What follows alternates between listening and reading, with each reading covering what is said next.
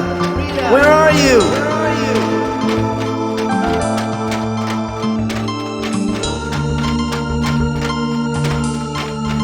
Help me, Mike. Help me, Mike.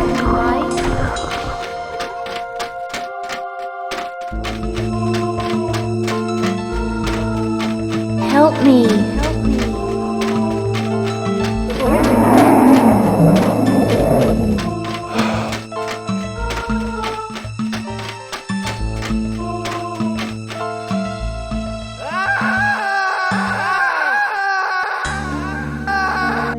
It's the same dream, night after night.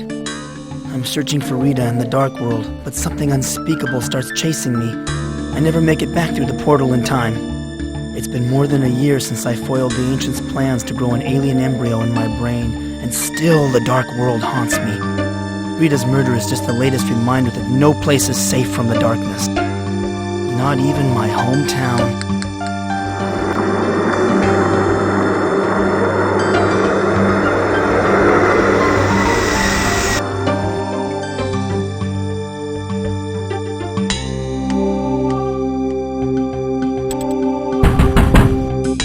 Come in. The door's open. Your mother let me in, Dawson. I had some more questions to ask you about the murder. Am I a suspect, Sheriff? And we have to look at everybody, Dawson. Especially everyone who was close to Rita. Rita and I weren't that close, Sheriff. Now, we all know you and Rita were an item back in high school.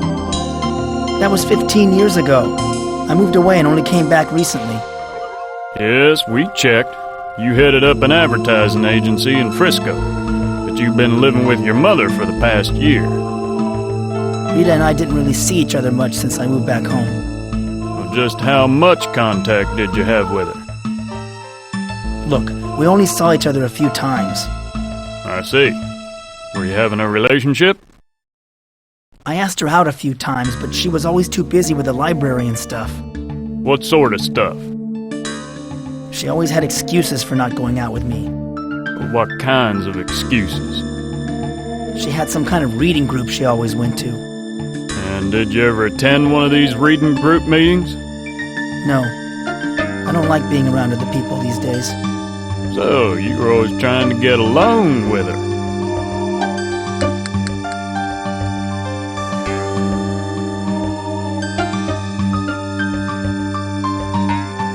We weren't intimate, if that's what you're getting at. I see. I'm getting a headache, Sheriff. Can we put this off until later? All right, Dawson, but stick around town. The feds will want to talk to you when they get here. Feds? You mean the FBI? That's right. I don't much like the idea of them trampling over my turf, but the mayor wants me to bring them in. What's Mayor Fleming's interest in Rita's murder? He wants this case solved quickly with the election coming up and all. Seems he has some friends at the Bureau, and believe me, they won't go easy on you. I wish I had something to tell you, Sheriff. I really do. Well, if you remember anything, see me down at the station. But your memory had better return by today, or things won't look good for you.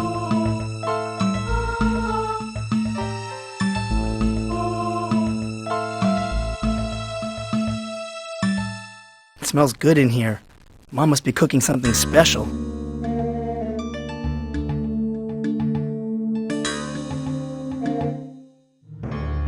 Morning, Mom. So it takes the sheriff to wake you up, Mike? I don't feel like talking about the sheriff, Mom. Fine. You never feel like talking.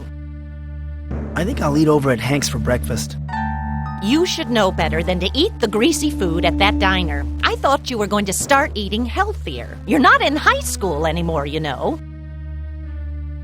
You know, you woke me up with all those pots banging. Sorry, Mike, but it's time that you got up. The sun has been shining for hours. Gosh, Mom, you treat me like I'm in high school again.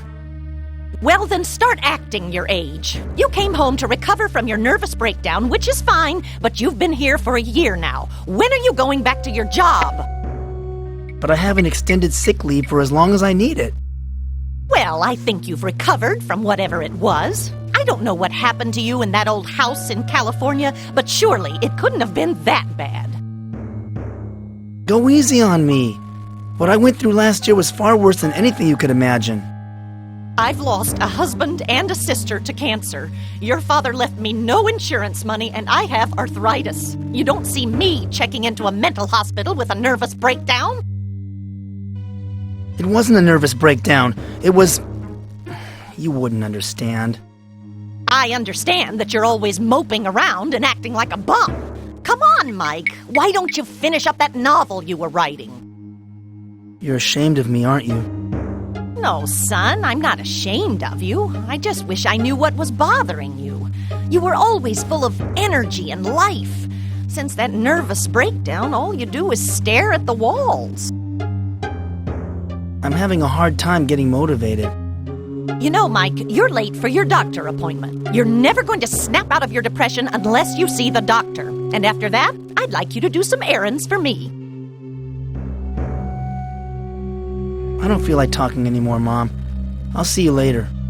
Fine. You say that every morning. Please don't be late for supper.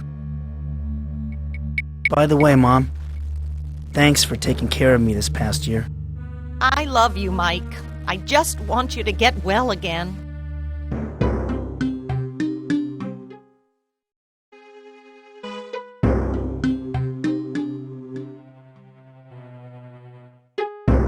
When I was a kid, my family used to gather here to watch television.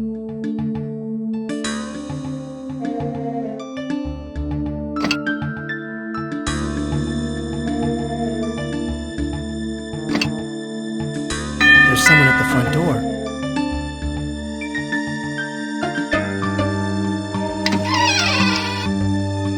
It's a ticket for a traveling carnival over in the park.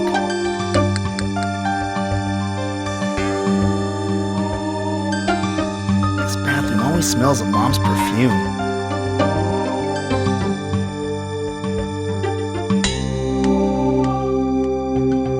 I'll bet these pills are just placebos Dr. Sims prescribed so that I think he's doing some good.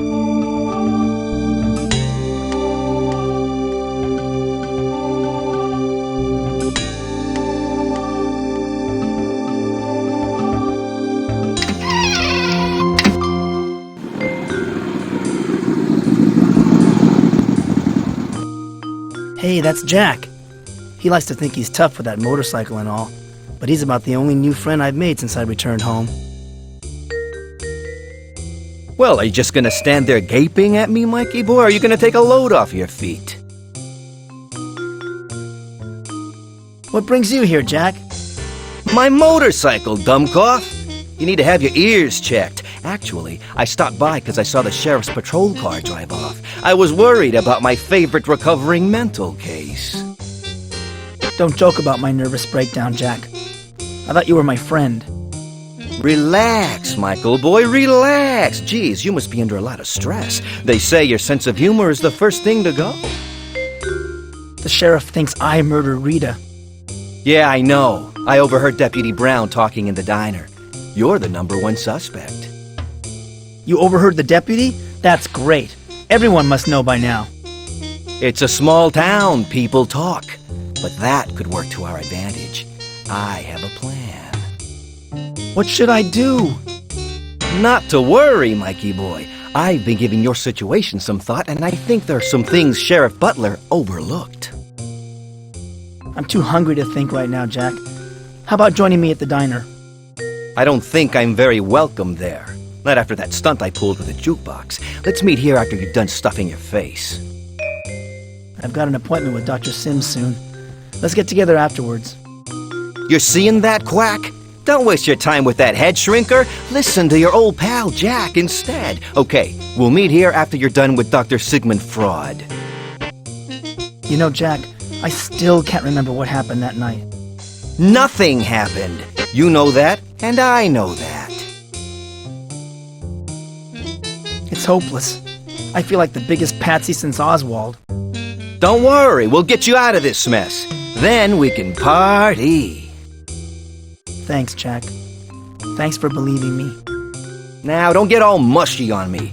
I'll meet you right here after your doctor's appointment. Until then, hang loose.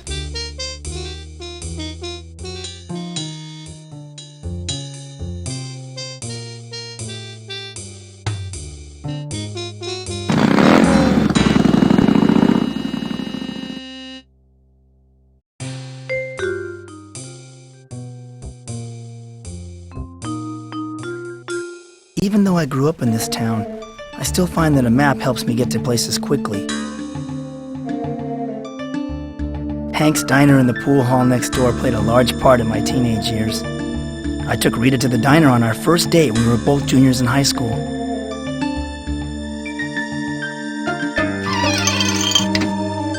Hank's diner isn't the swinging place it used to be, but Hank still does enough business to keep the place going.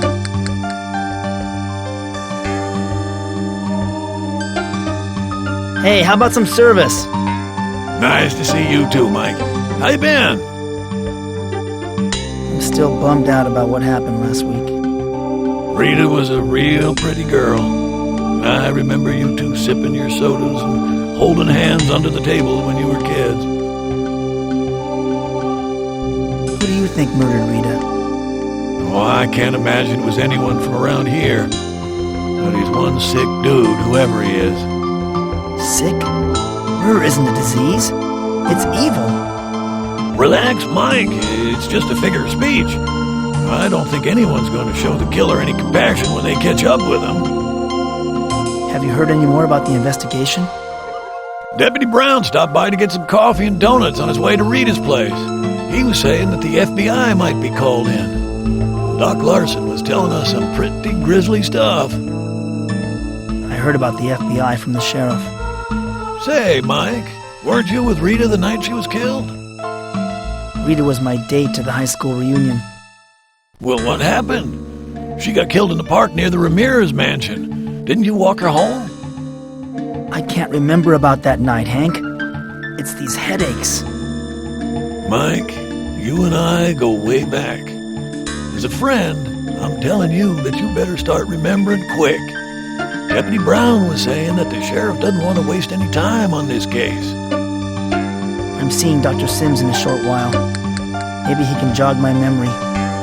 Don't waste your money on head shrinkers, Mike. Whenever I forget something, I just retrace my steps. What did Doc Larson have to say? He wouldn't go into any details because he wants to keep certain things from the public. I haven't seen Doc Larson so excited since that other murder. What other murder? Old man Ramirez. He died in a fire a few weeks back and left his wife a very rich widow. Funny how Rita died so close to his house. I don't see anything funny about Rita's death. Sorry, Mike. I forgot that you two were friends. It's just that Rita and Ramirez were, well, friends.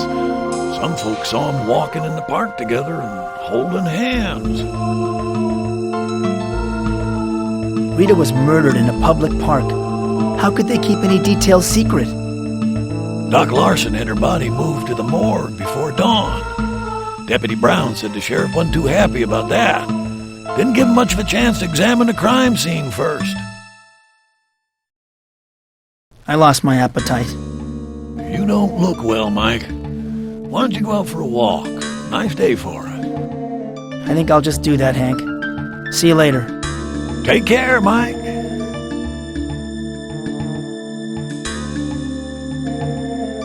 No one can make an ice cream soda as good as Hank's. Any flavor you want. Say, Hank, do you think you can get me a cherry ice cream soda? Sorry, Mike. Having a problem with the soda dispenser. Darn thing won't turn off once you turn it on.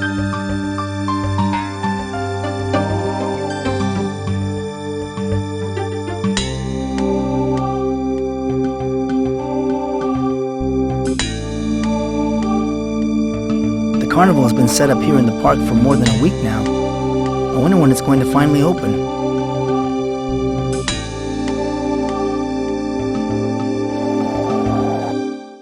Oh my God! This is where Rita was murdered. Rita, who could have done this to you?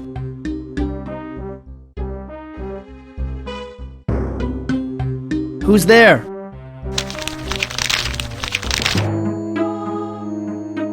Who are you? My name's Slim. You're Mr. Dawson, aren't you? The one they think murdered Rita Scanlon? Look, pal, I had nothing to do with her murder. Got it? I know.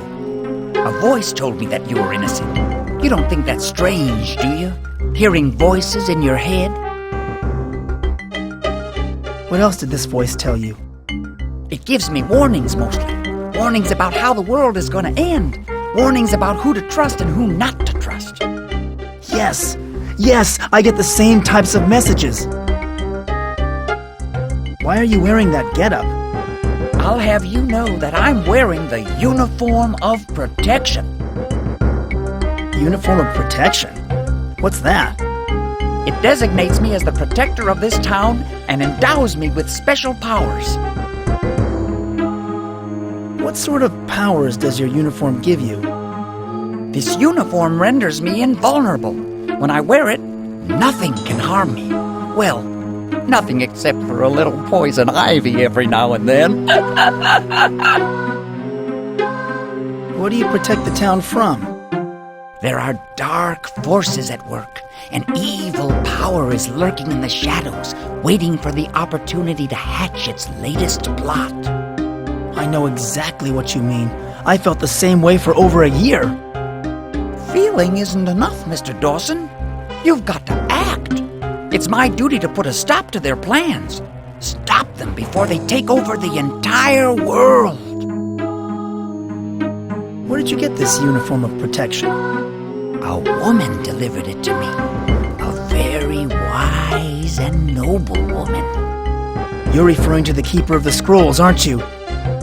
No. Eleanor, my mail carrier, delivered it to me.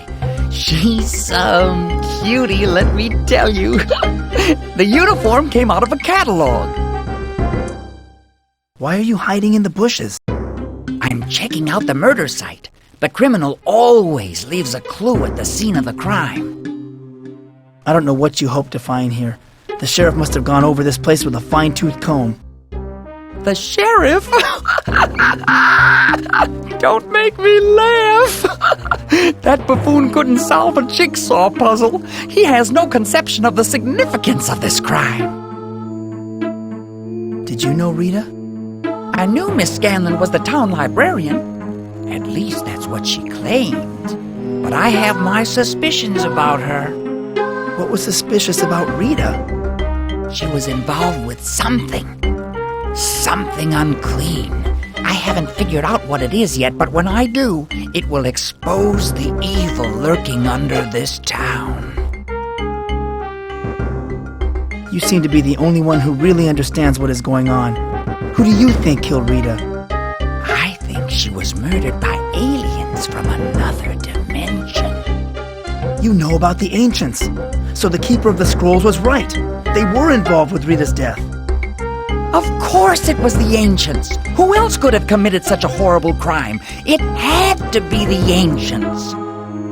Finally, someone else who knows about the dark world. I can't even confide in my mother or my best friend about this. I'm so glad I met you, Slim. Or it might have been OJ working in cahoots with the Trilateral Commission, I'll betcha. Then again, it could have been the International Communist Conspiracy.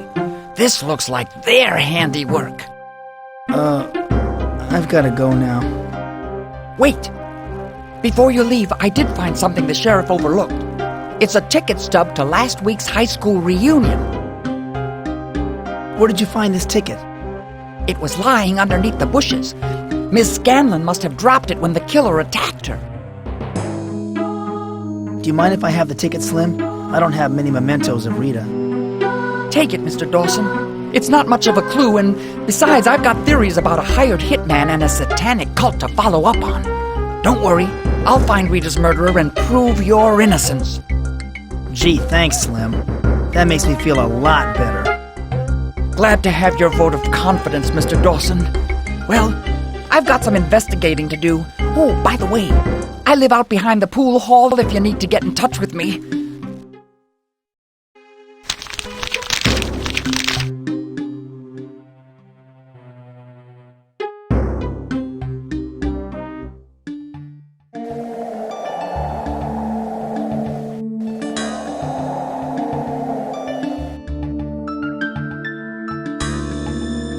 haven't been past the Ramirez mansion in a long time. It's one of the town's oldest landmarks. They used to own all of the land around the park before they donated it to the town.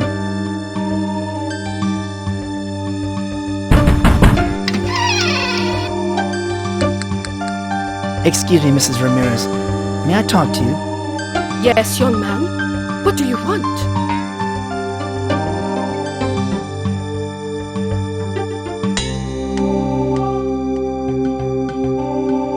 I just heard about how Mr. Ramirez died. I want to express my condolences. Thank you. It was a terrible tragedy. I don't know how I'll go on without my dear husband.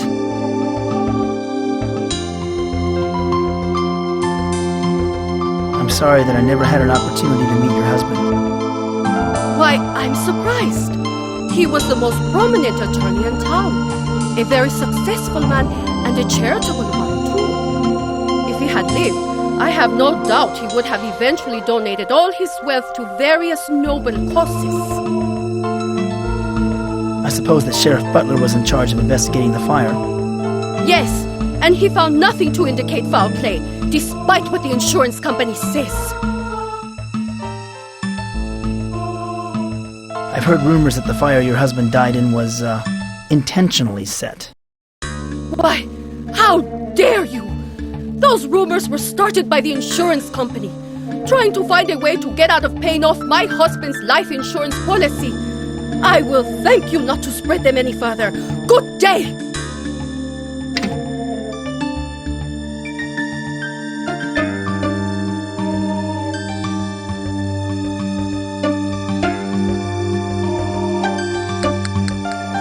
I have a splitting headache. I better go see Dr. Sims. I've been finding reasons to avoid going to Dr. Sims' office during the past week. Rita used to live just around the corner.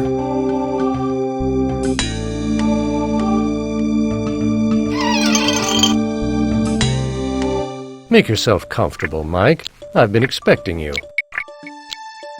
I have an awful headache, Doctor. Have you been taking your medicine?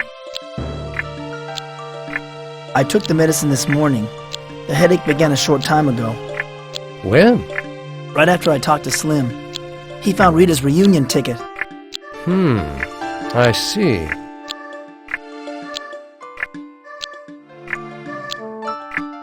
I'm still having trouble remembering things. This is to be expected. You're still recovering from a nervous breakdown. The murder last week has further exacerbated the problem. Why can't I remember what happened at the reunion? It's always a shock to learn a friend has been killed. And you were the last one to see Rita alive, right? The human mind tends to block out painful memories. I just wish I could remember more about what happened that night. Don't worry, Mike. The memories will come back in time.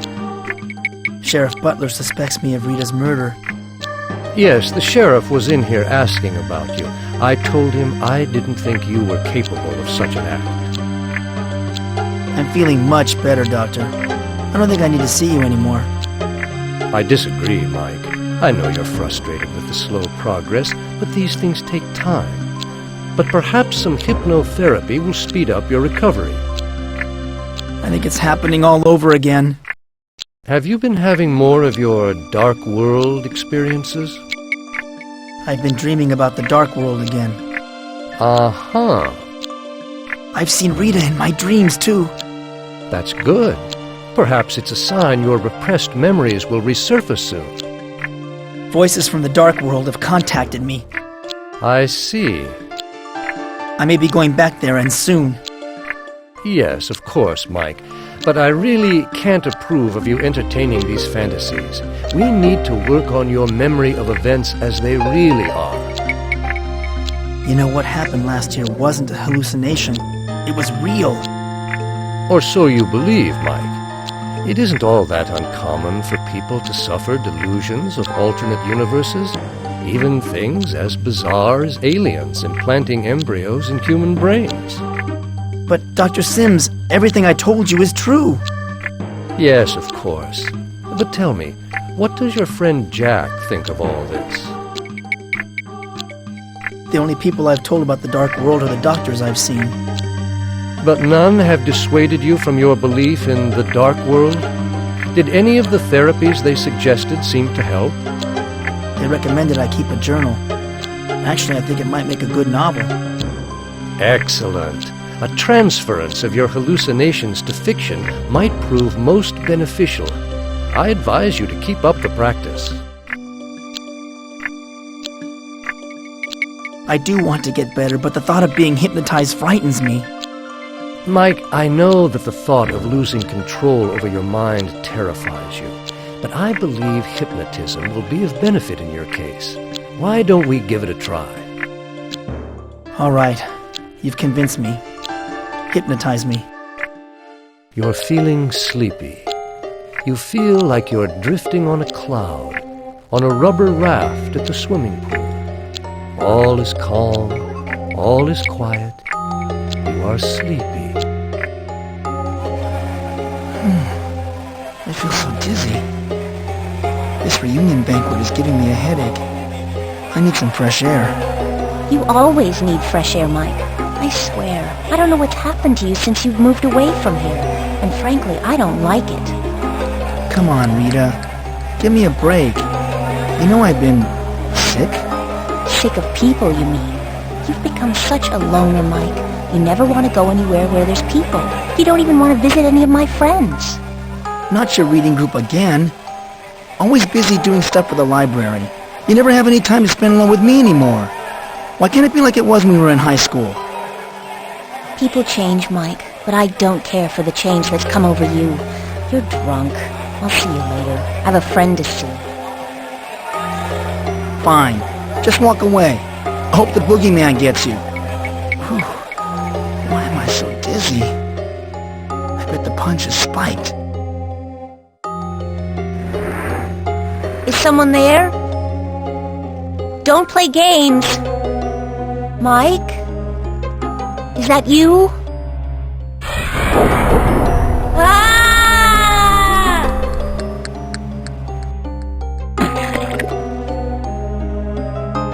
Mike? Are you awake? How's your headache now? I feel better. My headache's gone. Good. Perhaps hypnosis is the answer to your problems.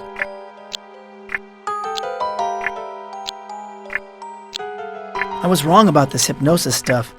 I'd like to do it some more. I'm glad it's working for you, Mike, but it looks like our time is up. If the headache comes back, we'll try more hypnosis. Can't we talk some more? I think we're really onto something. I'm sorry, Mike, but I have another appointment coming up. I'll see you next time. Goodbye.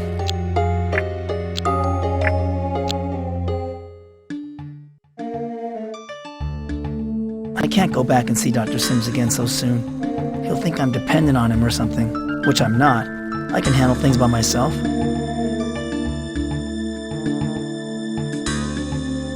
This sign says that the hardware store will be closed for the next 2 weeks.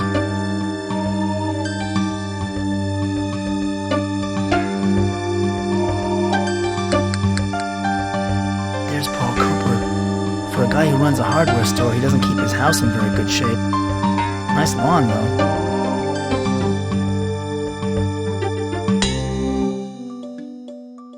Hi, Mr. Cooper. I'm Mike Dawson. Remember me? Sure, Mike. I remember you. So how's the hardware store business? Great. I've given myself a vacation for the first time in about 3 years. The store is closed right now. I'm just going to relax and water my lawn for the next week or two. Does your lawn need that much water? It's dry. It's always dry. Gotta get it ready. You know how it is. It's nice to have a pretty lawn. I'll have a big water bill, but I don't care. As long as it keeps pumping, I'll keep watering. I was wondering how well you knew Rita Scanlon. Rita? Well, she lived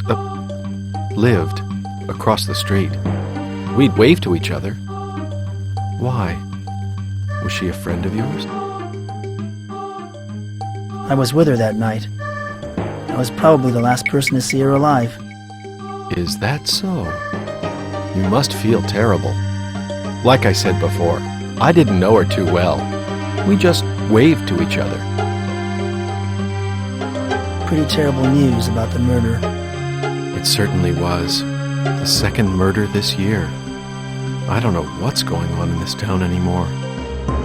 What do you know about a second murder? Old man Ramirez died in a fire. Some say it was an accident, but I think he was done in. A real shame. He was a steady customer at the hardware store. Liked to read, too. Do you know of anything else strange going on in town? No. Why do you ask? Nothing ever happens here. The town is full of cobwebs and stagnation. It needs a good cleansing. Until the murders, the place was just too quiet. Why do you say the town's too quiet? It was as if the town was waiting for a messenger or something. So I water the lawn and get it ready. I want to have a nice lawn ready for the messenger when he comes. I think I have to leave now. You take real good care of yourself, Paul. Take care of yourself, Mike.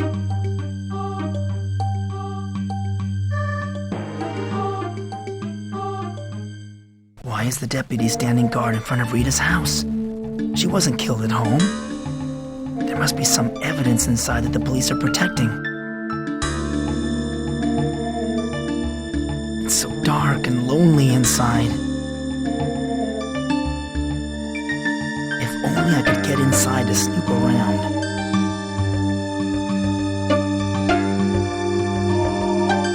Deputy Brown looks like he's taking his guard duty seriously. I don't think he's going to let anyone inside. Hi, Deputy Brown. What's new? Oh, hello, Mike. What are you doing here? Some people seem to be in too much of a rush to solve this case, don't you think?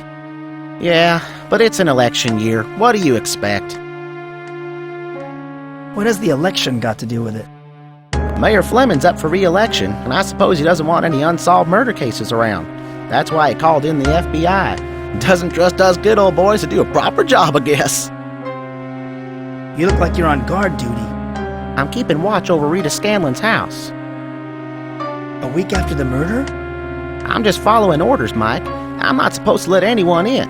We've had problems with vandalism before. What for? What's in there? Not a thing. But we need to keep Rita's house intact until the FBI comes. They'll want to go over it with a fine-tooth comb. When's your shift over? Who knows? We've been working overtime at the sheriff's office ever since the body was discovered. This case is being given top priority. Unless there's an emergency or something, I have to stay put. So how's the murder investigation going?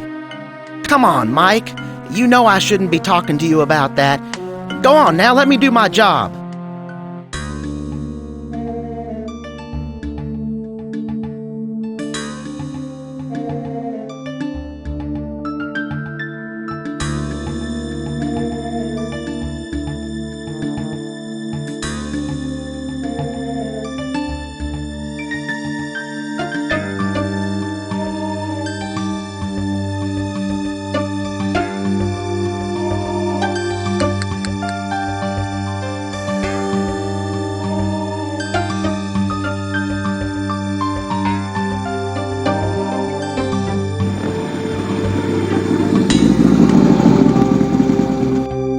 Here comes Jack.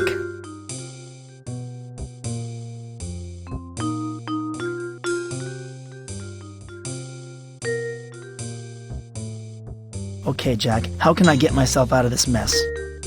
I think you can prove your innocence. If you can't remember what happened that night, we just gotta prove someone else did it. You're forgetting something, Jack. I'm not a detective. So? Neither is Sheriff Butler. Listen, you need to collect some new evidence. I can't do it because, hey, look at me, I stick out like a sore thumb. But you do blend in and can probably do some digging. Rita did say that she was going to meet a friend after the reunion. But who? Well, it so happened that when I overheard the deputy, He did mention some other possible suspects. I, for one, agree with him on the selection. Who are the other suspects?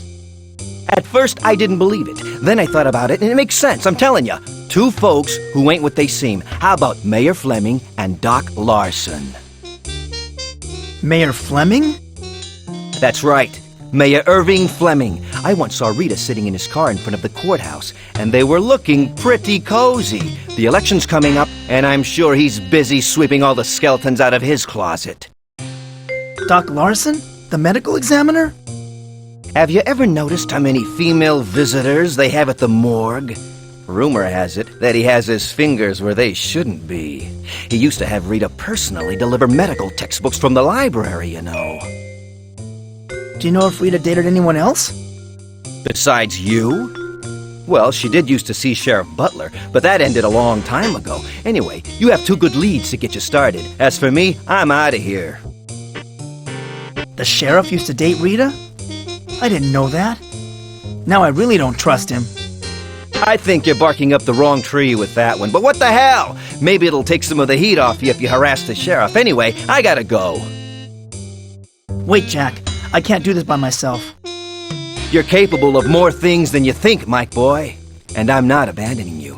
I'll be cruising the neighborhood. If you turn up anything, come back here and flag me down.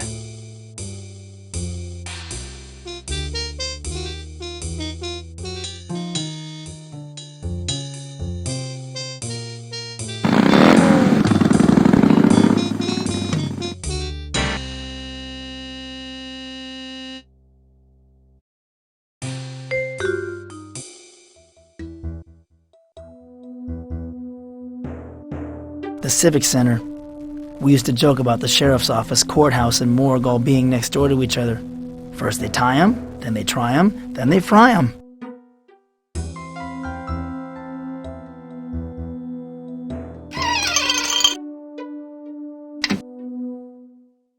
Andy and Barney would be right at home here. But this ain't Mayberry, and unless I can get the sheriff off my back, there ain't going to be a happy sitcom ending.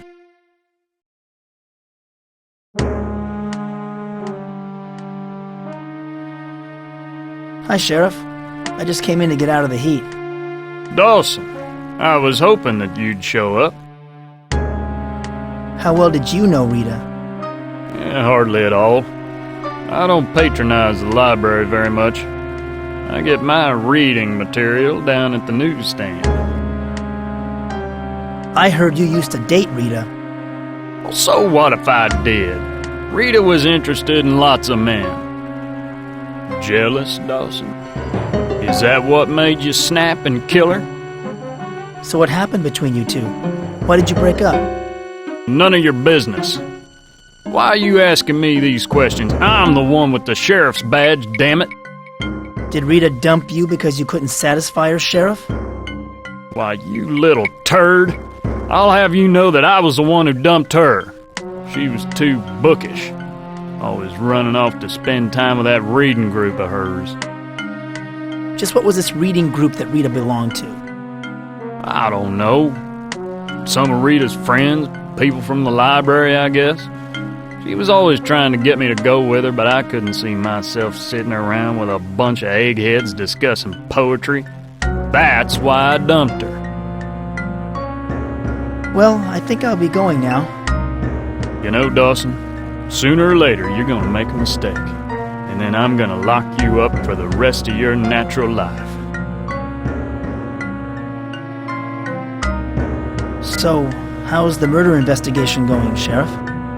You know, Dawson, they say killers follow the investigations of their own crimes just for the thrill. I heard rumors about the condition of Rita's body.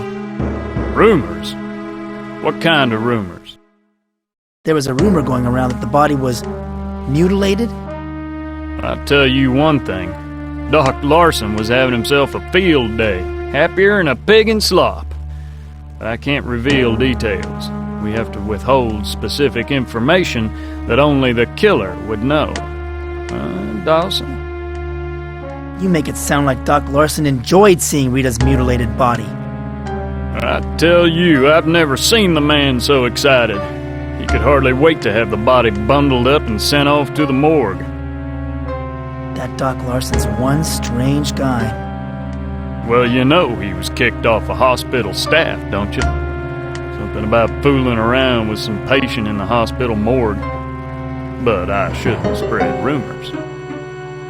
Do you still think I'm the one who killed Rita? I can't think of anyone else who makes a better suspect. I tell you, if I had one good, hard piece of evidence against you, I'd have you behind bars so fast your head would spin. Anybody could have murdered Rita, Sheriff. There were no signs of a struggle, so she must have known the killer. And you were the last person to see her alive. But even if she knew her killer, it could still be almost anybody in town. But it keeps adding up to you, boy. But don't you worry, we'll get you eventually. Well, I think I'll be going now. Anytime you feel like confessing, Dawson, you come right back. I'll be here.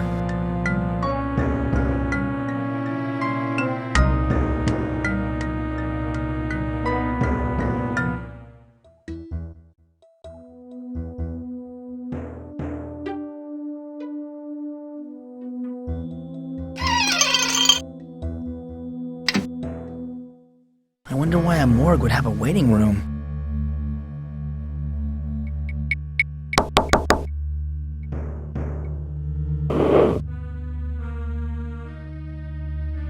Excuse me, sir.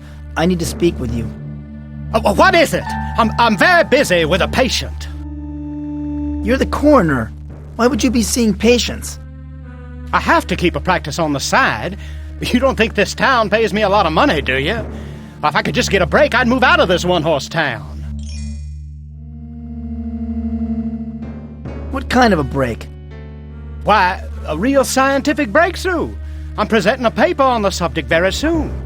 You don't think I take this medical examiner job seriously, do you? It's hardly a proper position for a man like me.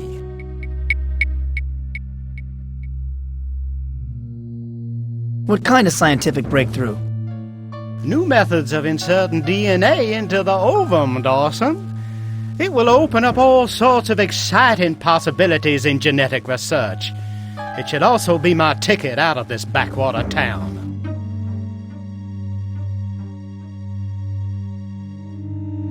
You're not happy here? This town offers no challenges for a man of my capabilities. Mark my words, you won't see me around here much longer. If all goes well, I'll have a position at a major university or research facility by next September.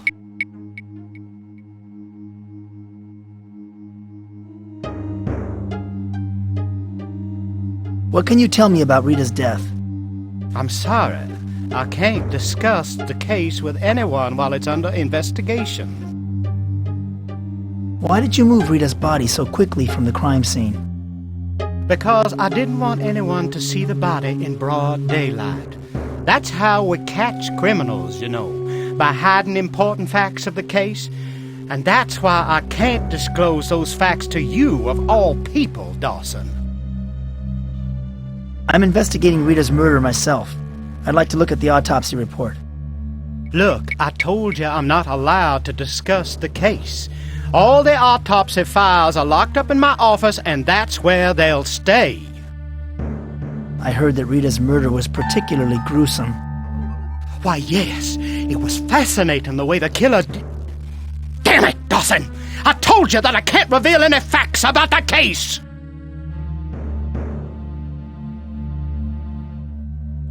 How well did you know Rita? Hardly at all. She worked at the library. That's all I know about her. Speaking of public institutions, I heard that you used to work for a hospital. Until you got fired, that is. What? Who told you this? Something having to do with seducing a patient, I believe. Boy, it would be a shame if that piece of news got around town. Why, you'd be finished around here, I imagine. Don't threaten me, you little snot! Why, for 2 cents, I'd wring your neck! Get the hell out of my office and never come back!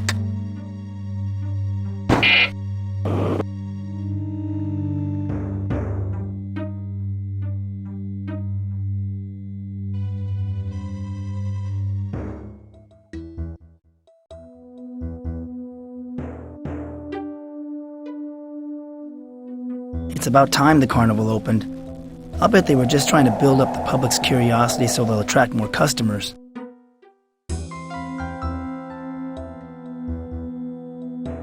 Here's my ticket. So, do you want a medal? You don't have to be so rude, you know. Well, excuse me! Look, pal, I've been coughing up my lungs all day. So now that you finally coughed up a ticket, we can put an end to this delightful conversation.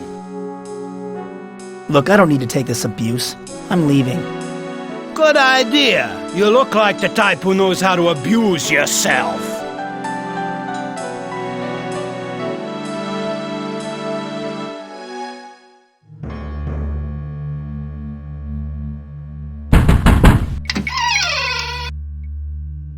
I'm sorry to bother you again, Mrs. Ramirez. Is that so? And what do you want to bother me about? I was just admiring your house. It is lovely, isn't it? It's over a century old. At one time, it was the only building around here for miles.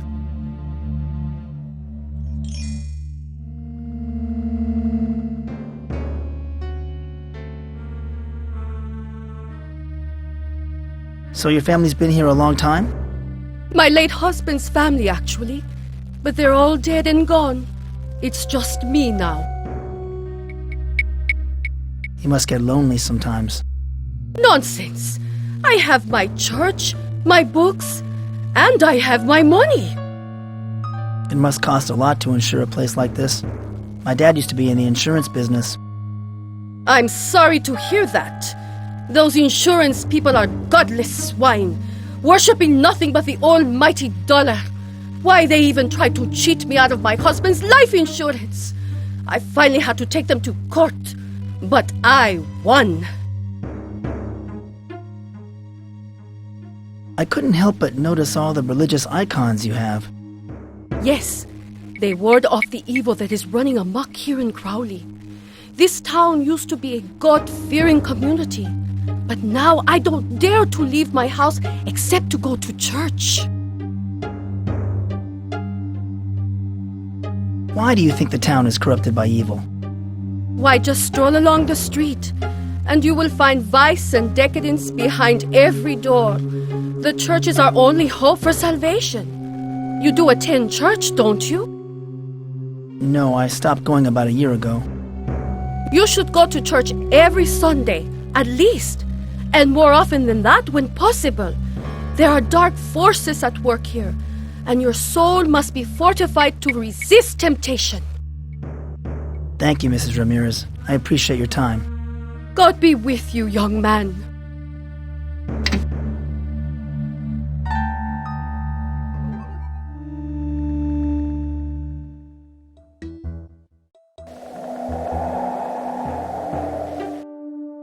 This carousel must mark the center of the carnival. There are walkways leading off in 4 directions.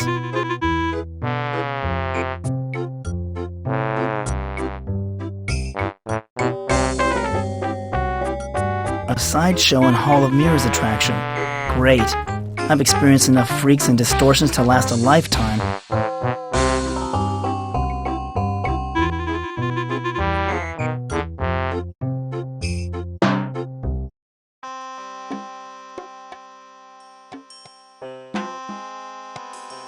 That's funny. Everyone that these postcards are addressed to is dead.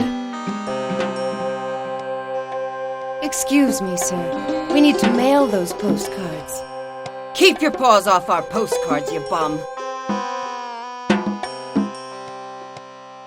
Here's a stack of unsigned postcards. They look like they were just bought from the store. Please don't touch those postcards, sir. We haven't addressed them yet. What are you, some kind of thief? Get your grubby hands off those postcards!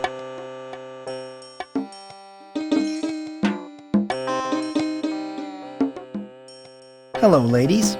Hello, sir. I hope that you are enjoying the carnival. Say, this guy looks delicious, doesn't he, really? What are you riding? I'm addressing these postcards. We're sending them to famous people from all over the world. I'm writing the text of the postcards. We write to everyone. Jack the Ripper, Lizzie Borden, Genghis Khan. And I'm addressing this one to Charles Dickens. What's your name? Maybe we can send one to you. Everyone you are writing to is dead. Do they ever write back? Yes, voices come into our heads. I always hear from women. And I always hear from men. Too bad none of them sound as young and virile as you, sweet buns. Where do you send these postcards? To the dead letter office? Oh, that's very funny, sir. No, we send them to the local morgue. I'm sure they know where to forward them. So come on, hon. What's your name? My name is Philip Marlowe. Philip? You don't look like a Philip. Come off it, pal. What do you take us for, a couple of bimbos? My name's Mike Dawson. Mike Dawson? Oh, no! That was the name I was supposed to mail the key to. I think I made a big mistake. Watch your mouth, sis! The voices won't like it. No! I'm sick of you and your twisted ways, Daisy. You built the Hall of Mirrors as a favor for those voices you heard. Now I'm doing a favor for the voice I heard. Look, pretty boy, I'm not letting my sister say anything more. Go on, get out of here before we all get in big trouble.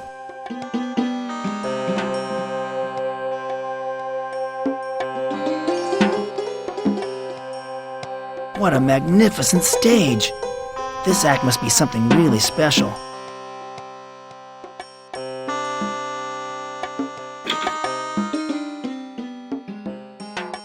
A fortune teller. These people are nothing but rip-off artists. It's probably how this carnival makes most of its profits.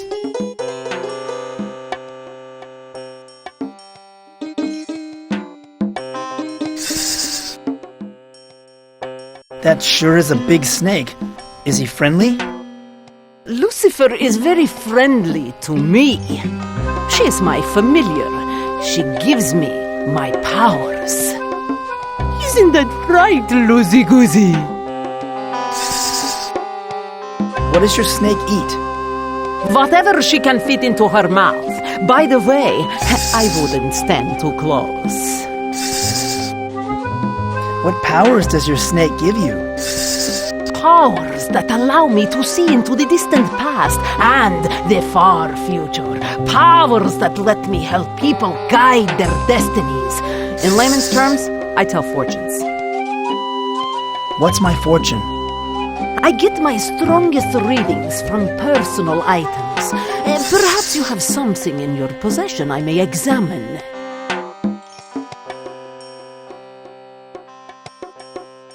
What role does this play in my future, Pandora? I see a hat rack with one of its 4 pegs occupied. Pandora, I need your talents again. Lucifer and I have been expecting you. What can you tell me about Minnie and Daisy? I see a glassy envelope sent to one who in the morning walks on 4 feet, at midday 2, and in the evening 3. But now he sleeps.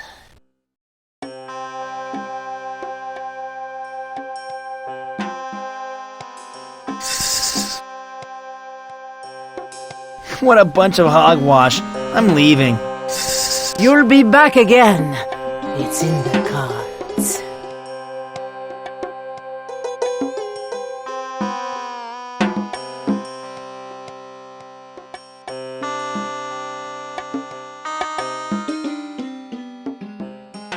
Excuse me, Gargon.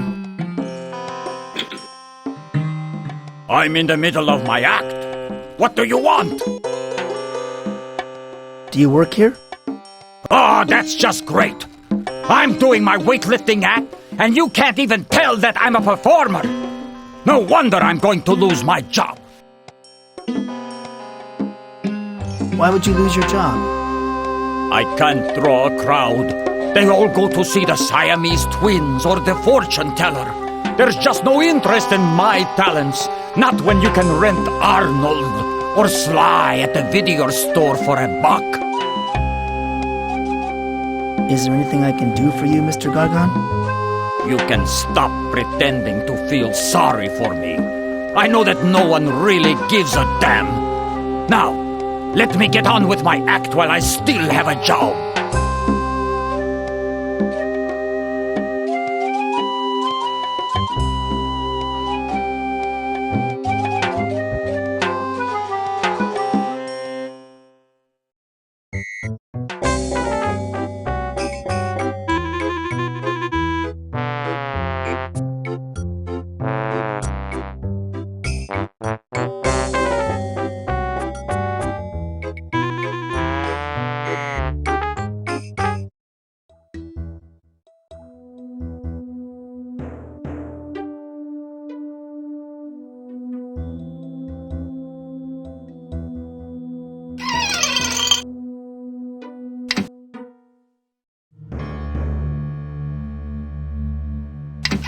Doc Larson must have accidentally hit the admittance button when he slammed his fist on the counter.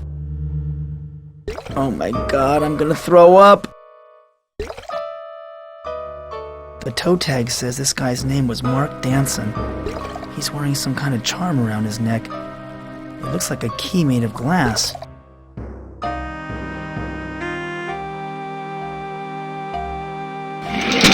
Here's Mike Danson's autopsy report. This says that Danson died of natural causes. Old age, apparently. He was a lighthouse keeper. I didn't know anybody still did that. And he walked with a cane. Hey, that's the answer to Pandora's riddle. I walk on 4 legs in the morning, 2 legs during the day, and 3 legs at night. A man walks on 4 legs as a baby, and 3 legs when he needs a cane.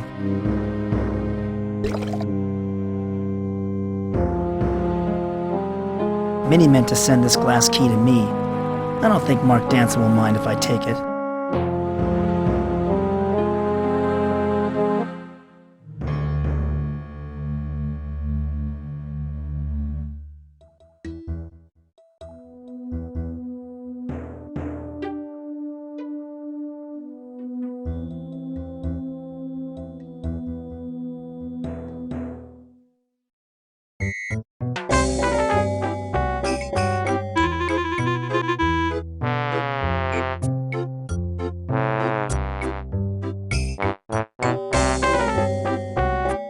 Oh, great.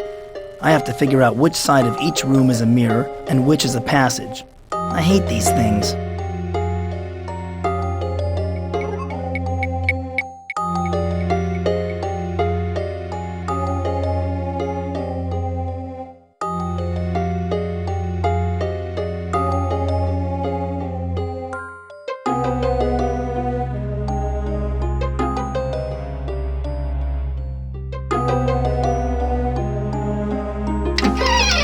He opened the mirror.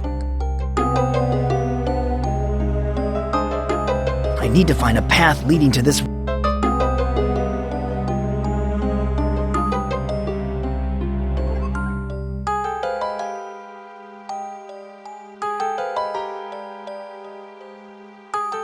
I saw a mirror similar to this a year ago.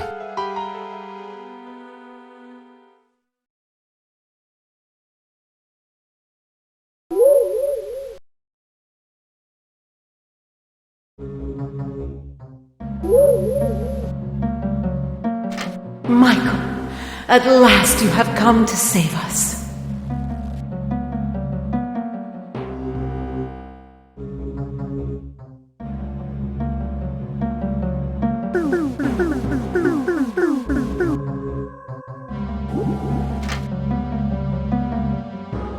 Who the hell are you? I am the keeper of the light. At least, that is who I used to be. The ancients have seized the light from me. You must retrieve it and use it to destroy the power generator before it is too late.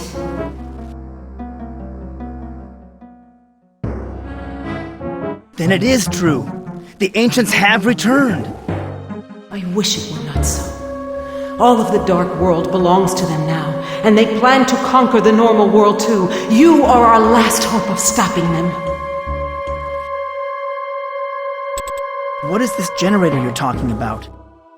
It is the machine that is incubating the behemoth, the beast they intend to unleash on your world. The generator is powered by human brain cells. What happened to you? The Dreketh guard disemboweled me, then threw me into the maze to die. You must hurry, or billions will die on both sides of the portal. Is there anything I can do for you? No. I am dying. Now quickly, you must rescue the light and gather the points. Destroy the generator. You are our only hope.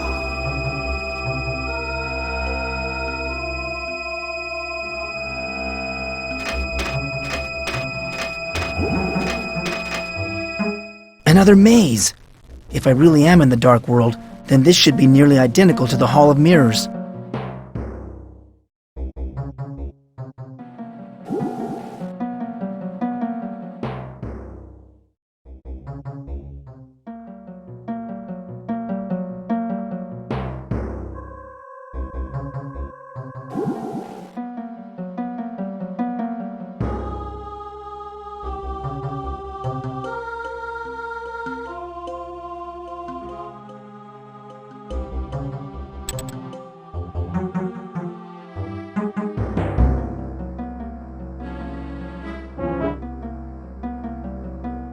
It's true. I have returned to the Dark World. The sun never shines here. I can't tell if it is day or night.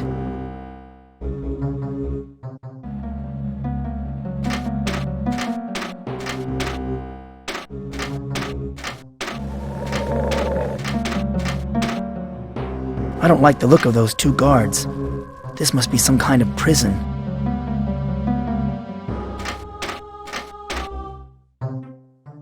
Who are you? We will not tell you which of us is Ick and which is Uck. Because one of us is Ick and the other is Uck. Or it could be the other way around. We're not telling. What is through that passageway? It could be the prison compound. Then again, it could not. Let me inside the prison! Only authorized Dark World personnel are allowed to enter. Leave the premises immediately! I am a Dark World prison official. Let me in. Oh, a Dark Worlder, are you? I bet you don't even know if it's day or night. Day or night? But there's no sun in the Dark World. But we have day and night just like anywhere else. Any Dark Worlder can tell the difference. I am a Dark Worlder. Give me a chance to prove it. We will let you pass if you prove to us that you are really a Dark Worlder. Tell us which of us is Ick and which is Uck, and tell us whether it's day or night. You can ask questions, if you like. We like to be fair. Is it daytime? Of course, it's daytime. No, it is most definitely night. Which one of you is telling the truth? I am Ick, and it is night. He is not. It is not. I am Ick, and it is daytime, and that's final.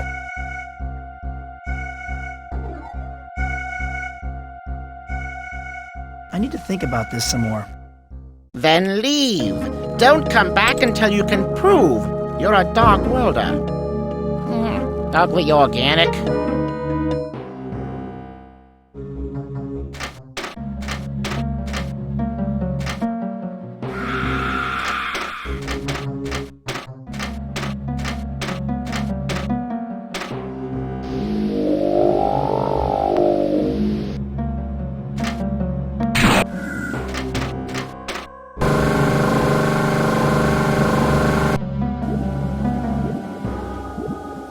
Oh my God! That's Rita's head! It's happening all over again. The ancients have returned!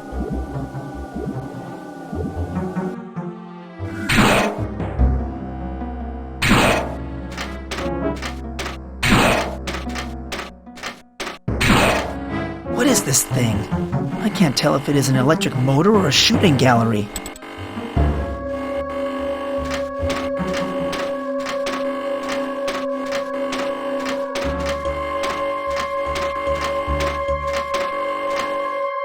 This device is definitely biomechanical, part living organism and part machine.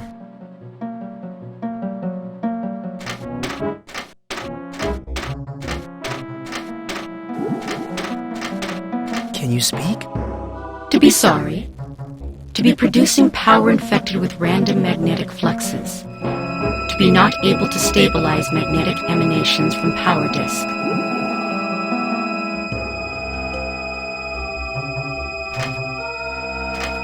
To be announcing. To be producing stable power transmissions with secondary effect of unusually strong magnetic emissions. To be analyzing tertiary effect.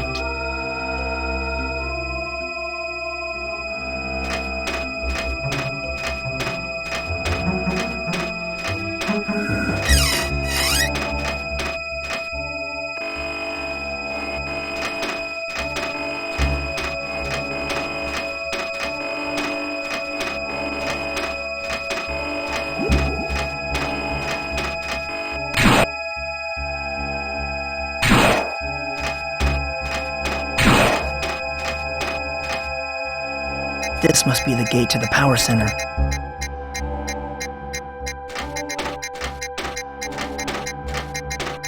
This hellhole looks like a twisted perversion of my hometown. This building reminds me of some project I messed up in shop class.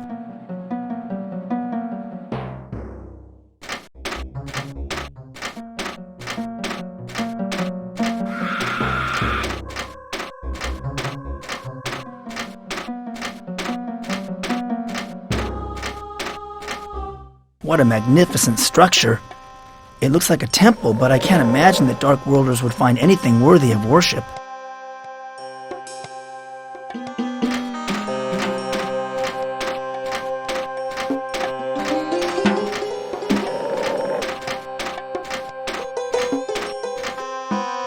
There's a guard in front of that building. This looks like some kind of crime scene.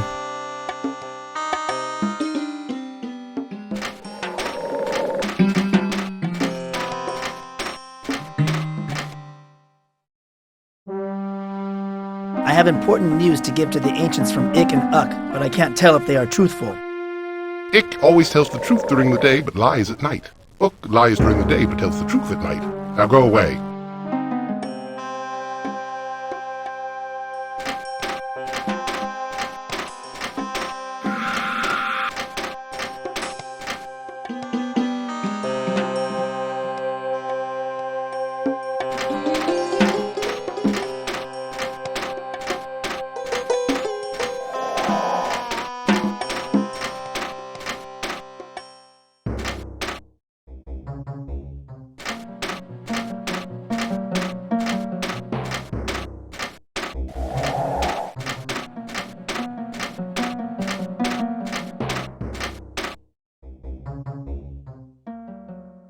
There's something oppressive and frightening about this building, but the architecture is spectacular.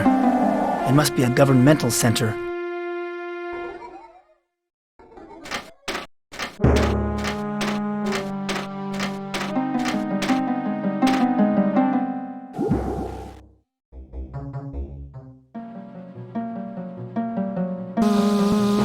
You, Minen, have been charged with conspiring in a rebellion against the Ancients. How do you plead? I am innocent, dispassionate one. In the interest of expediting matters, we shall enter a plea of guilty and issue a summary judgment. Because of your years of faithful service as a privileged worker, I shall be merciful. Instead of suffering public humiliation like the leader of your rebellion, you are hereby sentenced to death. Oh, thank you, dispassionate one. You are kind and just.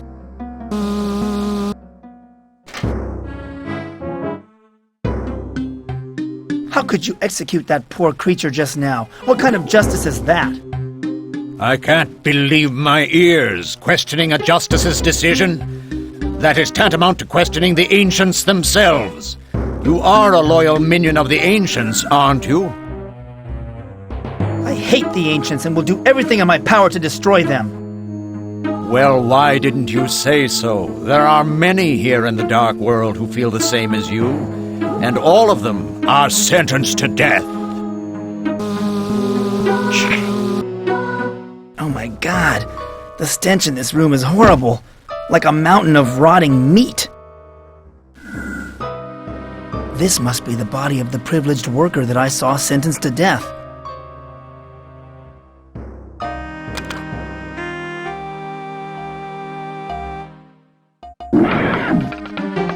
I got the data card back. Damn, I've got to get out of here. This corpse has been sapped of all its fluids. I'm afraid to touch it. That's a life force leech. I recognize it from my first trip into the Dark World.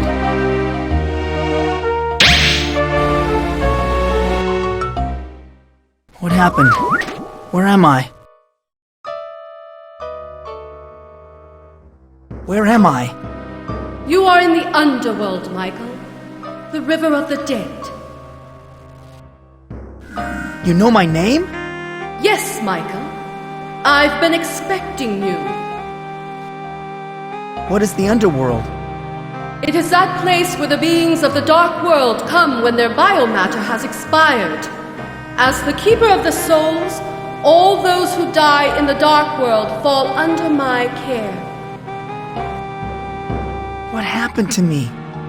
You met with an unfortunate accident, Michael. You were killed. Are you saying that I'm dead? Not exactly. You are not of this world and hence not easily destroyed here. You will leave this place. It is your destiny. Does that mean I'm immortal? Hardly, Michael. You are still subject to the cold hand of death, but you are not easily killed. I foresee that you will again visit me in this place. One day you will stay permanently if you continue to be so careless. What is my destiny? You are destined to stand against the evil forces controlling the Dark World. You are charged with defeating the Ancients and saving your own world in the process. Some of the people of the Dark World will aid you. Who will aid me? You will meet them in the course of your journey. They will extend the hand of friendship to you, but they will pay with their lives, and their souls will be remanded to me. Attend!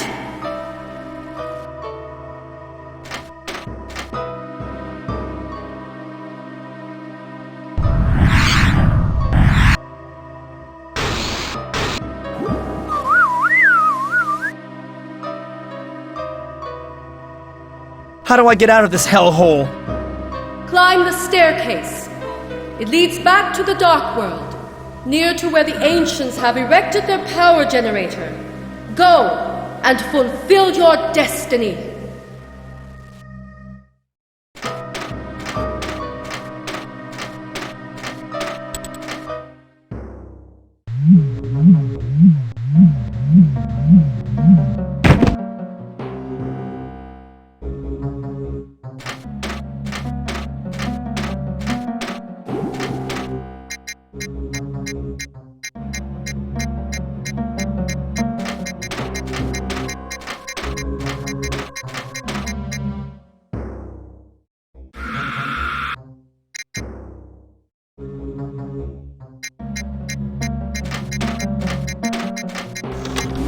Matrix verified as privileged worker. Access permitted.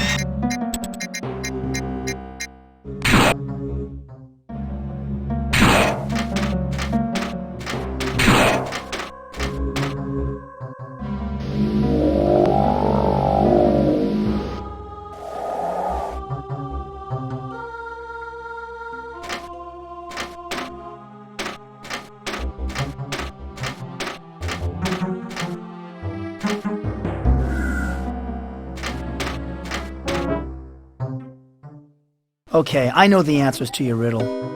Then tell us, which is which? And tell us if it's day or night.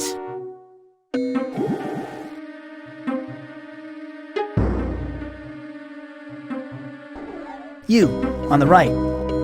You are Ick, and it is daytime. I guess you are a dark worlder after all. Oh, forgive us for doubting you, privileged one. You may pass.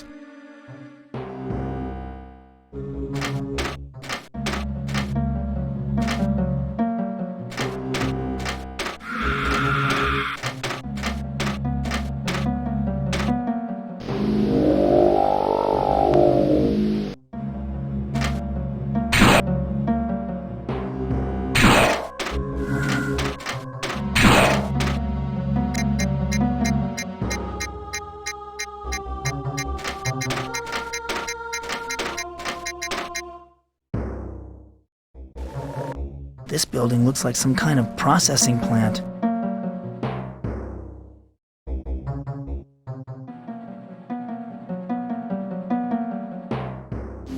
What's that rancid stench? It smells like rotten meat. Do you mind if I take this delicacy with me? Take it, human. No one else is left to eat it but the vermin.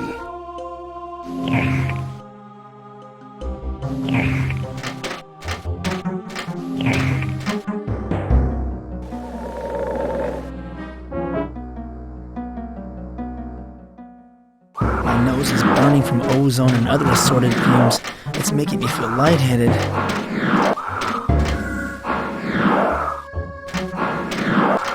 This creature inside this canister is getting stimulated by the energy beams. I don't think I've ever seen anyone this deliriously happy.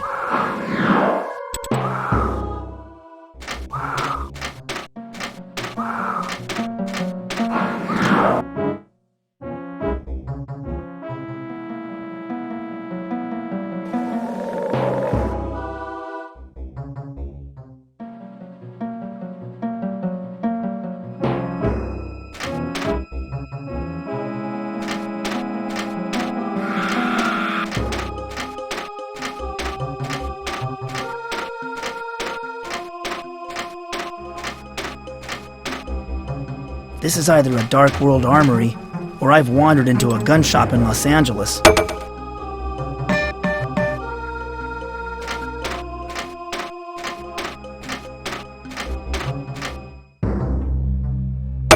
Who are you? I'm a simple craftsman, skilled in the arts of binding metal with flesh. I build biomechanical appendages. What are biomechanical appendages? Organic and mechanical weapons that connect with and into your body. They are controlled by your nervous system, just like a normal muscle. Hey, can I get one of these biomechanical appendages from you? For a price. I trade and sell my work. Right now, I could use a triggering device. Why can't you just build a triggering device? Supplies of metal have been difficult to obtain since the ancients took over. Everything is being reserved for the power center. But if you can find me a metal triggering device, I'll build you a weapon. What is this place? A weaponry and supply shop. I create powerful weapons used by the lackeys that serve our masters. What are you working on now? I am building a grenade-launching crossbow, a special order from the Dreketh Guard. Unfortunately, I don't have a trigger mechanism for it. Weapons are in such high demand these days, parts are hard to come by. Who are your masters? The ancients. They force us to work for them or die, those monsters. But at least I am able to practice my craft. Are all the inhabitants of the Dark World enslaved? All of us still alive. Those few of us the ancients deemed valuable were spared and forced to work for them. Rather than kill us outright, they drain our life force slowly. Offerings, they call it. How can the ancients be defeated? I don't see how. There was one brave soul, Goth was his name, who tried to organize a rebellion. But the ancients ordered me to build a power lock to confine him behind the recreation center. Who are the lackeys? We all are. Craftsmen like me, the Dreketh Guard, the justices, privileged workers. We are all under the ancients' rule, and we will remain so until we die. Well, this is all very interesting, but I must be leaving. I'm sure I'll be back. Do you think you have a choice?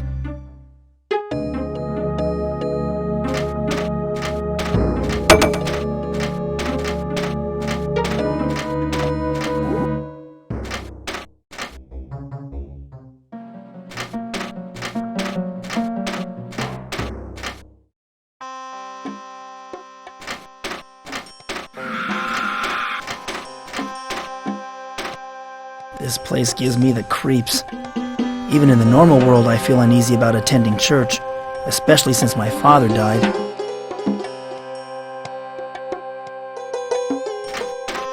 This book must be quite old. The binding is badly cracked and split. I can barely make out the title. Necronomicon. Why, there's a picture of my old house in Woodland Hills. And here's a picture of me. This chapter is about how I stopped the ancients' first plan to conquer the normal world.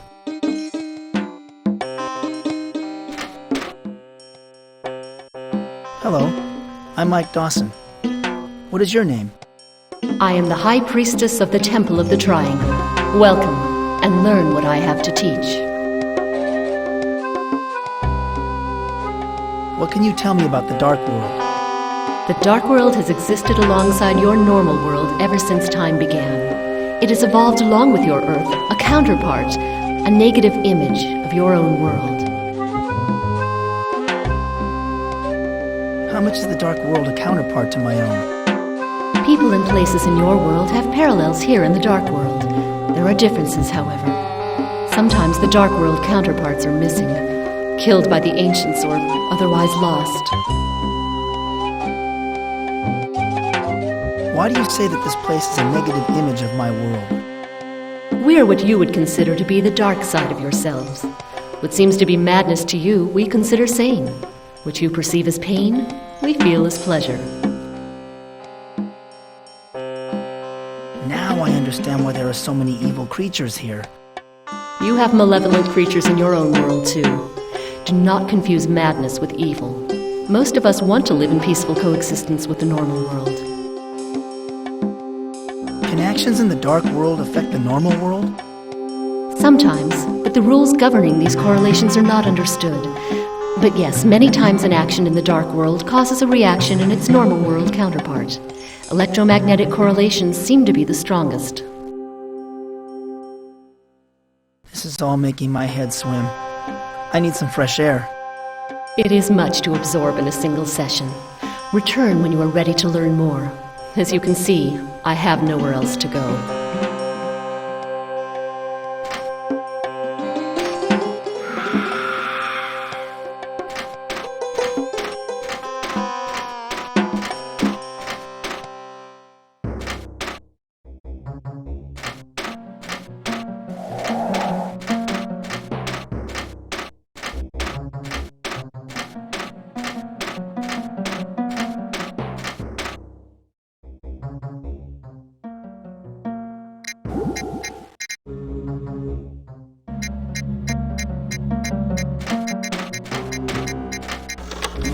Matrix verified as privileged worker.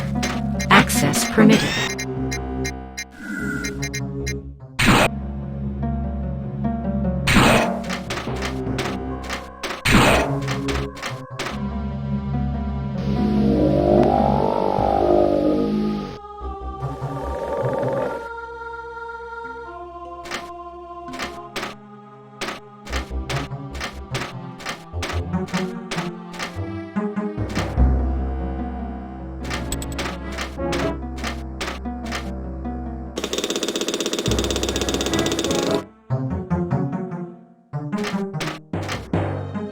Phew! This place smells like dried puke.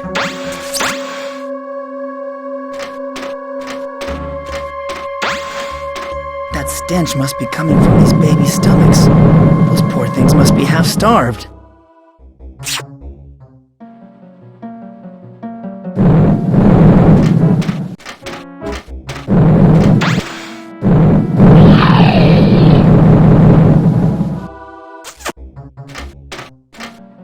It's her, the keeper of the scrolls. I feel like I should bow, but I'm too embarrassed.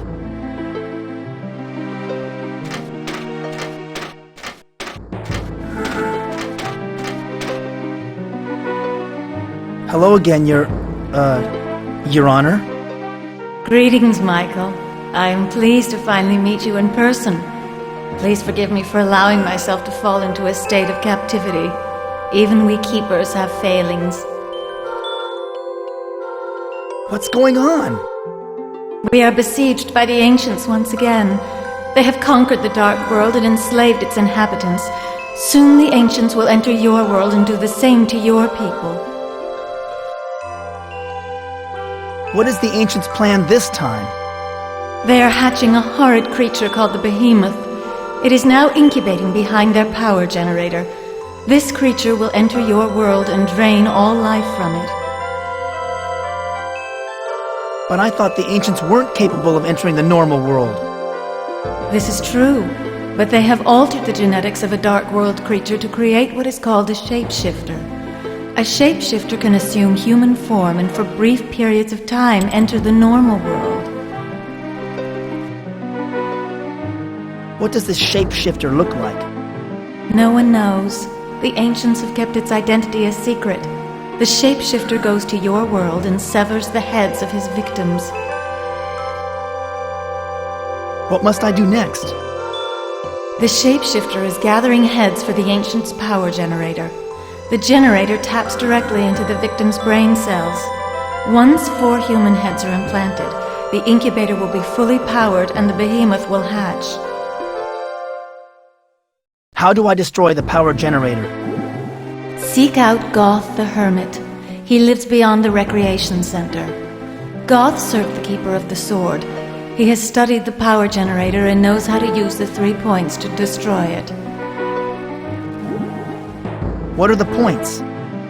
The points of the triangle are the 3 icons that have kept the peace in the dark world until the arrival of the ancients. The light, the scrolls, and the sword. I met the Keeper of the Light. She said the light had been stolen. Yes, I know. She is dead. I felt her life force extinguish. But if the Dreketh Guard have taken the light, then it may still be in the Hall of Troopers. Do you still have the scrolls? No, Michael. When I learned that the Dreketh Guard were coming to arrest me, I gave the scrolls to the Keeper of the Sword for safekeeping. Where do I find the Keeper of the Sword? The Keeper of the Sword was arrested not long after me. She is now under trial in the Hall of Justice. However, her life force is weakening. She may already be dead. How can I identify this shapeshifter? Only by facing your destiny will you know that. You must do it, Michael. Go back to your own world and search. Look hard at everyone you know. Look into your memories. You will find the answer there. What must I do next? Do not neglect the fact that you are under suspicion in your own world. Seek out your government leader. He will point you towards the truth, although he is unaware of the role he plays.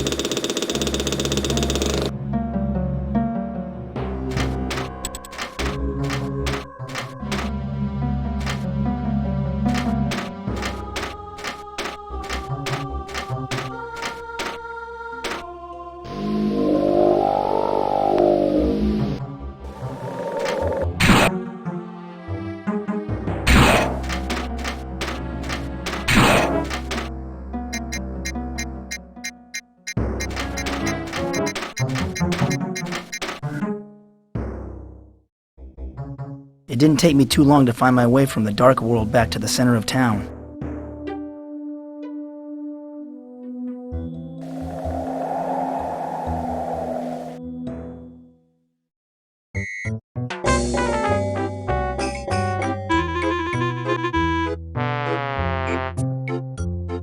A shooting gallery! According to my ticket, all the attractions here are free.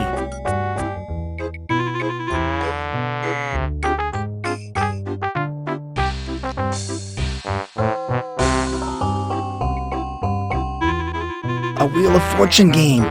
You guess a number, and if it turns up on the wheel, you win a prize.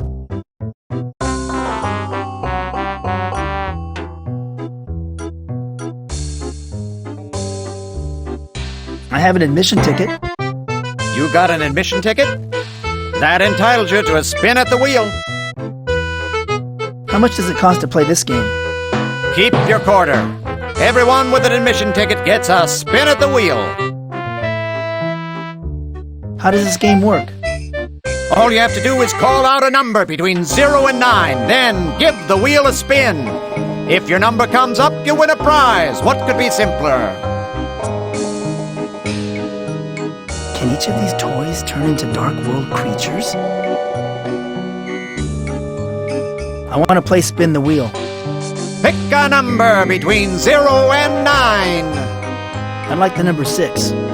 Okay, give the wheel a spin.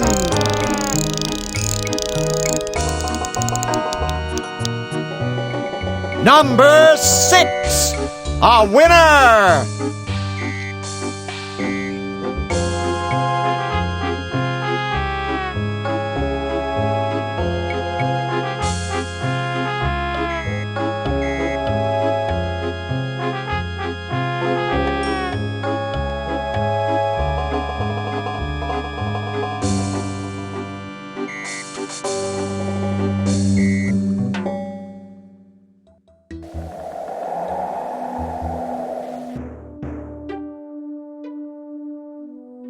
Finding my way through the Hall of Mirrors and returning to the center of the dark world wasn't nearly as difficult as I thought it would be.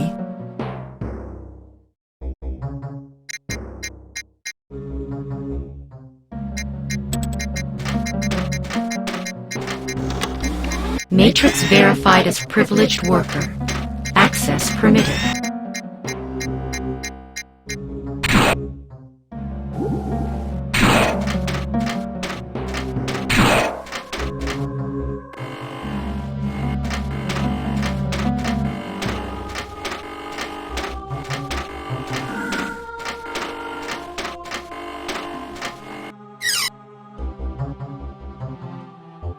This creature looks like the stuffed animal I just won. While it's not exactly cute, it seems friendly enough.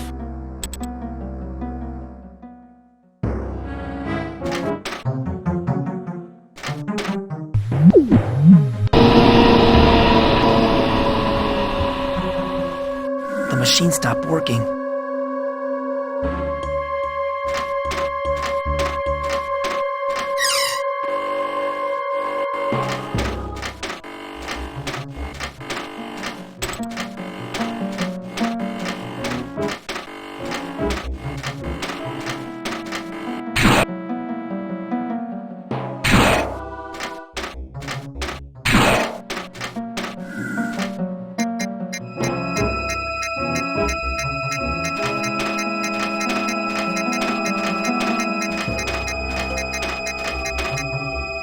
This cul-de-sac ends at a cross. Why are there symbols of death all around this complex?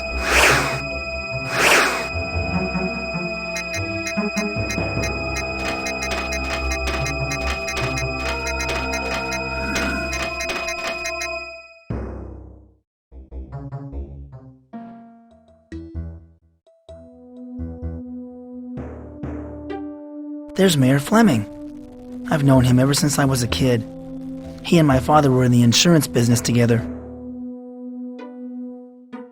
Hi, Mayor Fleming. I'm Mike Dawson. Remember me? Why, of course, Michael. It's good to see you again.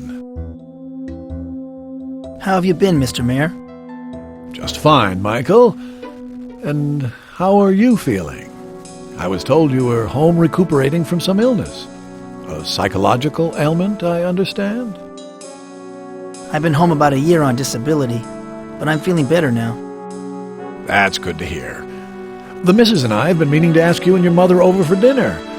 But, well, we've been having some problems lately.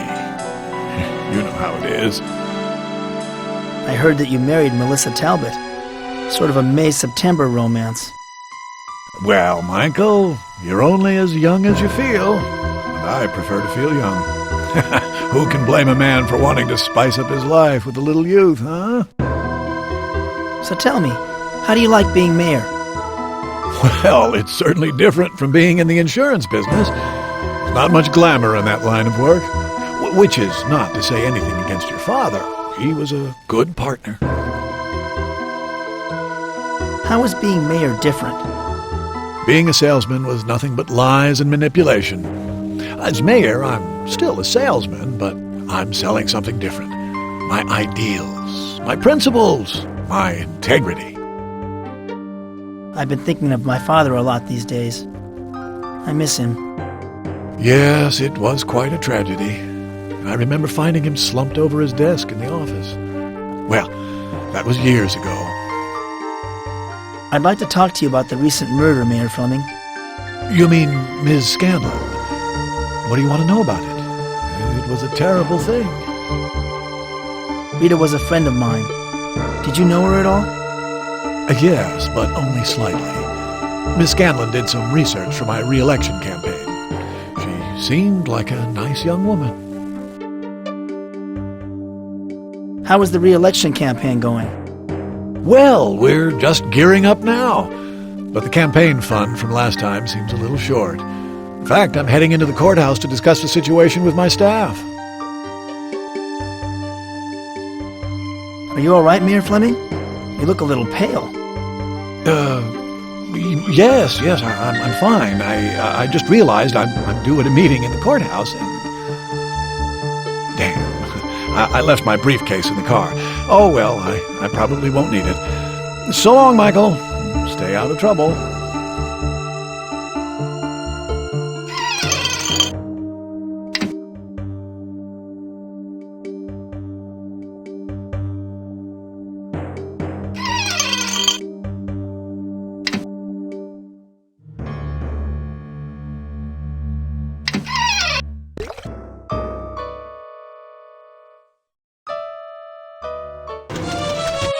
Oh my God, that's Rita. Her head's been cut off.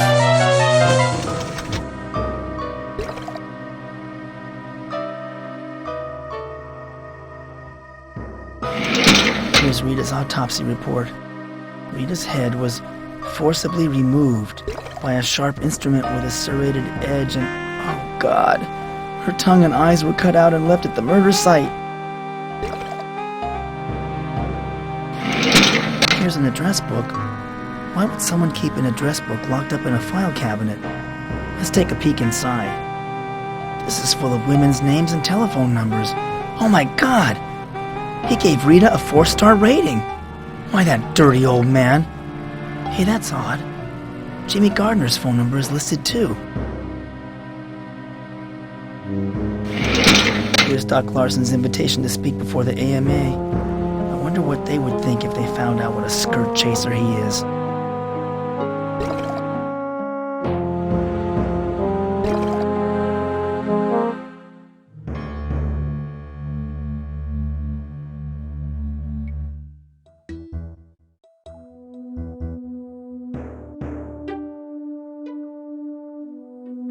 It looks like the power to the entire block has been shut off. I can't believe it. Here's a sign saying that the diner has been closed by the health department because of a rat infestation. That doesn't make sense. Hank keeps the diner spotless.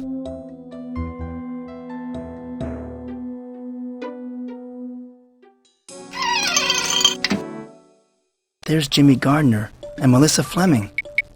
Jimmy's the type of loser I'd expect to see in a place like this. But it's surprising to find the mayor's wife here. Hey, remember me? I'm Mike Dawson. It's been a long time.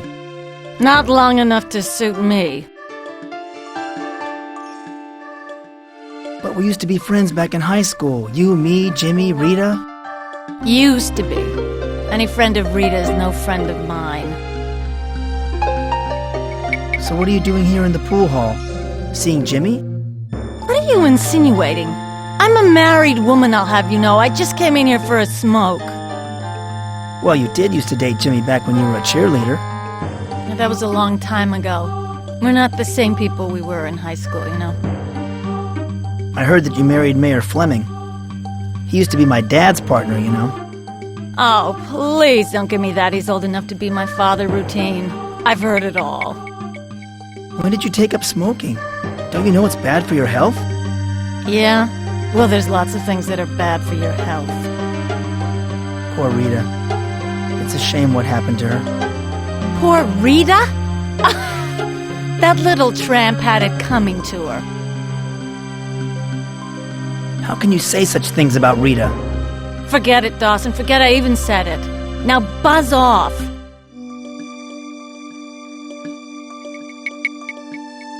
Hi, Jimmy. Long time no see. Well, it's Mr. Big Shot Ryder. What brings you down to this part of town? Slummin'? I've been looking into Rita's murder. Oh, yeah? I'll bet the whole city council is breathing a sigh of relief knowing that you're on the case. Do you have any theories about who killed Rita? From what I hear, the sheriff's got you pegged for the #1 suspect. How close were you to Rita before she was murdered? What business is it of yours? I thought that since you're still friends with Melissa, maybe you kept in touch with Rita. You leave Melissa out of this, you hear? And as for Rita, she wasn't the innocent librarian you and a lot of others thought she was. She got around.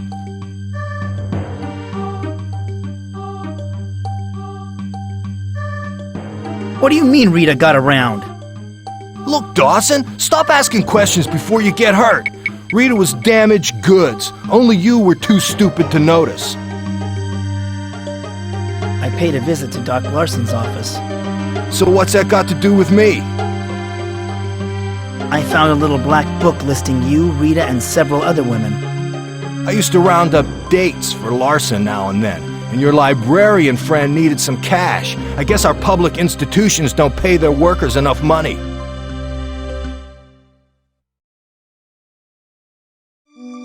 You shut your mouth, Gardner. Don't talk that way about Rita. Get a grip, Dawson! Rita had a lot of fun and earned a few extra bucks as well. You got a problem with that? Or are you just jealous? How about a game of pool? Cut the crap, Dawson. We might have been friends once, but that was a long time ago. What happened to you? You were a straight-A student until you dropped out. I guess I'm just the town's bad seed. You went off to college and joined the establishment. I stayed here and became a statistic. We were friends in high school. Why are you so angry with me now? Let's just say that you and I don't share the same interests anymore. You're a real tough guy now, aren't you, Jimmy? You got that right, chump. I'm the local wise guy, so stay out of my way. I hear that your interests these days aren't exactly on the up and up. So what? There's a lot going on in this town that ain't exactly on the up and up. Tell me, Jimmy, how come the sheriff leaves you alone? That's easy in this town. That flatfoot doesn't know his butt from an armadillo. But I got the goods on him. He doesn't bother me. What do you know about Sheriff Butler? I know he's down here trying to get away from what happened in Dallas. Yeah, he's a real champion of justice, all right. Maybe I should go. Yeah, get out before I throw you out.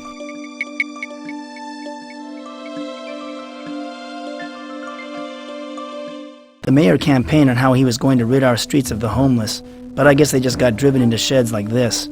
Another evil that's been hidden but still exists.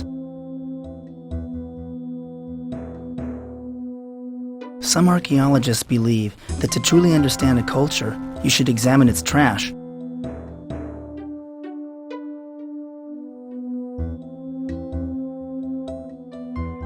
I found an old coat hanger. This might be useful. I once read a story about how a thief used a wire to open a lock. It's hard to believe that someone could live in this dilapidated old shed.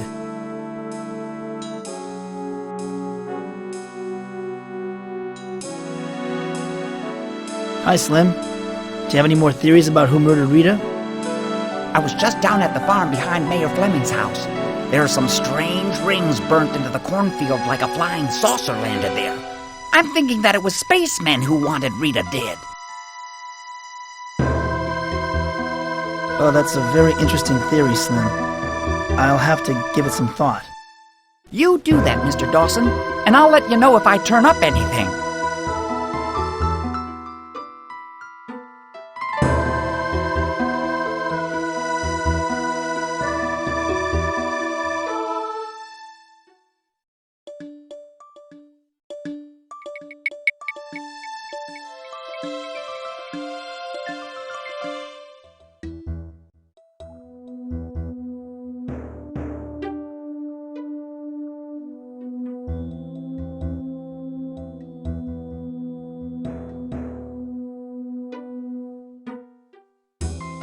The mayor left his briefcase inside the car.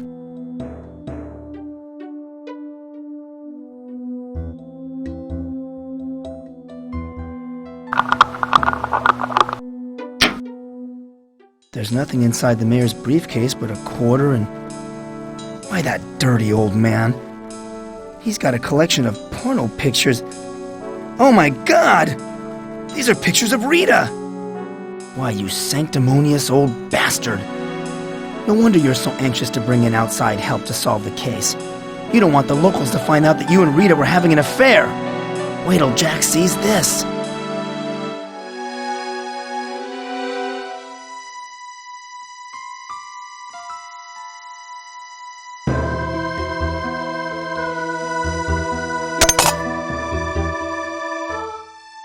Maybe I can get the sheriff out of his office. Sheriff's office. Butler here.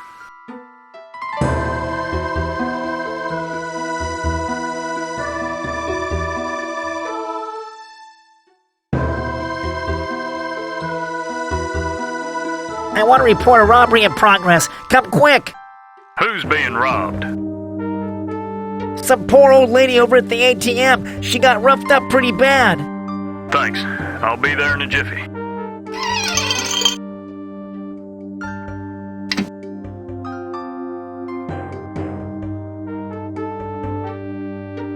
Of course. I should dial 911. Oh, that's great. The 911 emergency line is busy.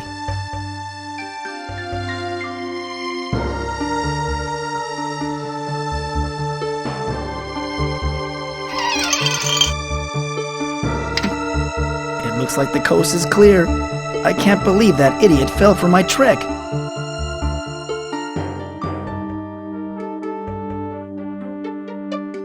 I bet the sheriff has all sorts of dirty little secrets hidden in his desk.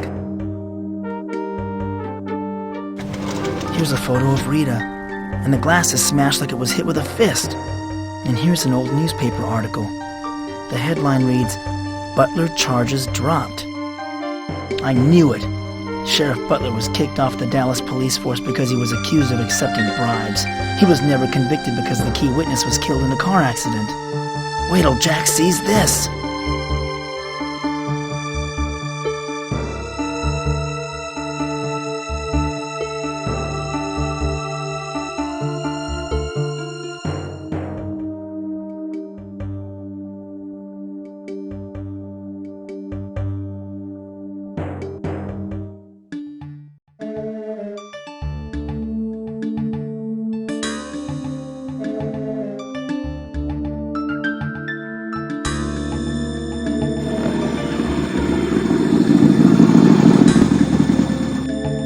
Here comes Jack.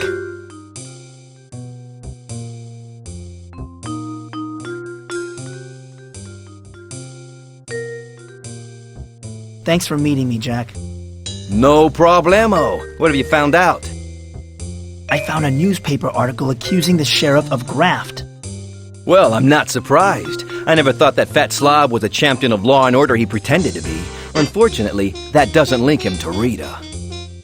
I also found a photo of Rita in his desk. He smashed it with his fist. Really? I guess he still carries a torch for Rita after all. Good job, Detective Dawson. You were right to suspect him. What else did your snooping turn up? I found a bunch of nude pictures of Rita in the mayor's car. I told you he's not the grandfatherly old politician he'd like us voters to think he is. Man, I'll bet you wanted to kill the guy when you saw those photos. Find anything else? Doc Larson has a little black book hidden in his file cabinet. Rita's name was in it. Hey, I knew he thought he was some kind of Casanova. Can you believe it? And the guy pokes around with dead bodies all day. Got any more dirt? That's it. But you know, Jack, none of this proved who killed Rita. I would agree with you about the sheriff. His reputation, such as it is, isn't at stake. But look at the other two. Why would the mayor kill her? The mayor was shooting dirty pictures of her, but now he has an election coming up. That could ruin it for him. And look how he's trying to run the investigation with his FBI pals. I don't see Doc Larson's motive. He's about to deliver some important paper, right? What if Rita threatened to reveal Doc Larson wanted to do her on a gurney? That would explain why he rushed the police's investigation. Hey, what about Mrs. Ramirez? Her husband was seen with Rita just before he died. Ah, the jealous wife angle. Well, that fire did leave her a rich widow, but the sheriff never could prove her involvement. I don't think you're going to have better luck. Still, I'd like to follow up on it. It's your life, but if I were you, I'd keep close tabs on the mayor and Doc Larson. Well, I'm out of here. Let me know if you find anything.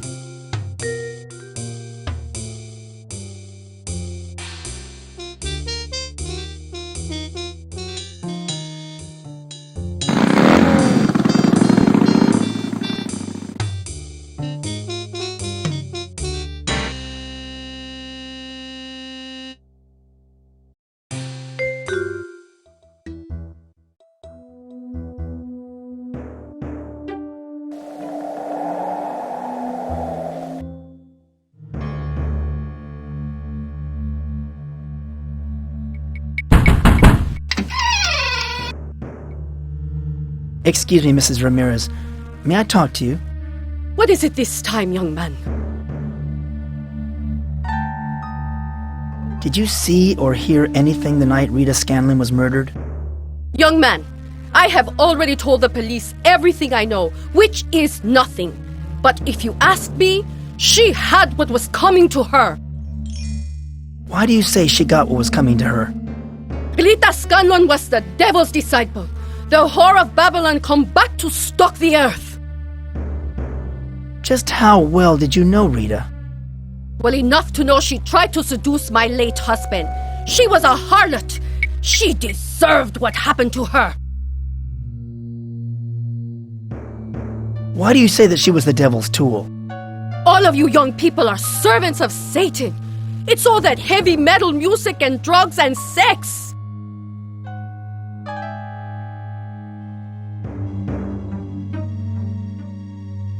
Did you murder Rita? Don't be ridiculous.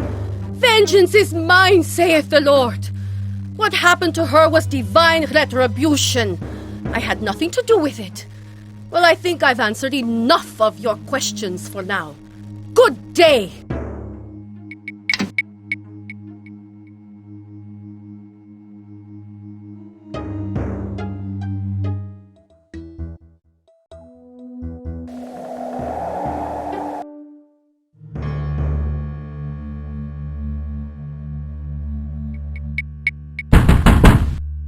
I'm here to collect my final payment.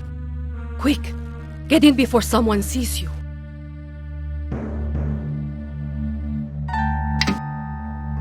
Why, that was Jimmy Gardner. What's that thug doing here?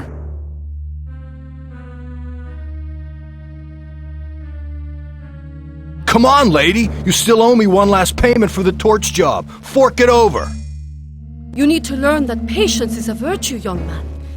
The money's been coming in slow from the insurance company, that's all. Here's the rest of what I owe you.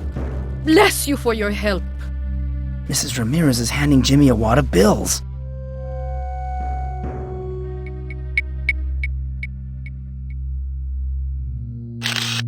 Jack didn't believe my suspicions about Jimmy.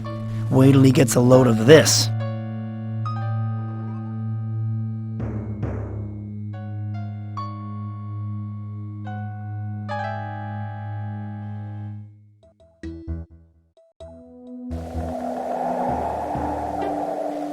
have a splitting headache. I better go see Dr. Sims.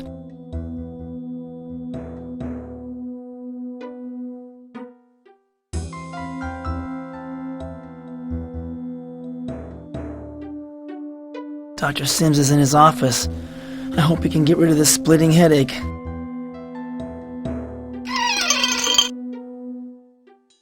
Why, hello, Mike. How are you feeling today? You've got to help me, Doctor. That's what I'm here for, Mike. I feel terrible. I've got another one of those headaches. I see. Well, I think we can take care of that after we have a little chat. What do you want to talk about? What do you want to talk about? I've been having more dreams. More dreams about your dark world? I visited there again. The ancients are hatching a new plot against humanity. Is that so? Just what are they planning to do? They're trying to take over the Earth. Mike, I think this fantasy of yours is getting out of hand. Let's have no more talk about the so-called ancients for a while. These headaches are gonna kill me. When did this last one begin? A little while ago. I was out for a walk at the park. I stopped by the Ramirez mansion. And what did you see?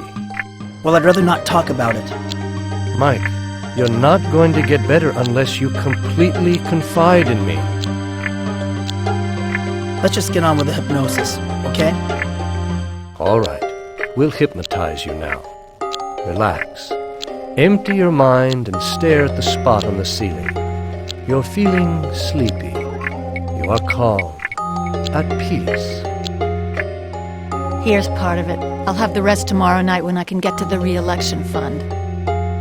Make sure you do. This will be harder to get away with than torching that rich guy was. Boy, that Rita sure had a thing for other people's husbands. Look! Up there, it's Mike Dawson. He's been listening in on us. Dawson! Still sticking your nose where it doesn't belong. Just like your friend Rita. You want to end up dead like her and all her other friends? Anybody hungry? How about some filet of brain? The gray matter is particularly tasty today. Just what makes us Dark Worlders strong and healthy. Hey, Mike! Your shoes are bleeding! Oh, you're so gross, Mike. No wonder Rita would rather be with my husband than with you.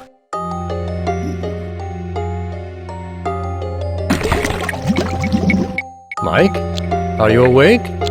How do you feel now? I feel much better. Thanks, Dr. Sims. I'm gratified to know it's working so well for you. We have a few minutes. Let's talk a little before you go.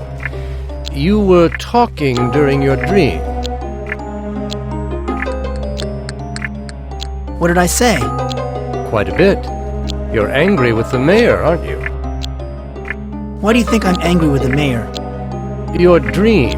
It sounded like the mayor's wife was plotting with Jimmy to murder her husband. I'm angry at Jimmy. He killed Mr. Ramirez for having an affair with Rita. You're projecting, Mike. I think you're the one who was jealous of Rita. Doctor, I think you're wrong about my feelings for Rita. Well, maybe. But that's about all the time we have today. Give some more thought to what we discussed. And if your headaches return, see me.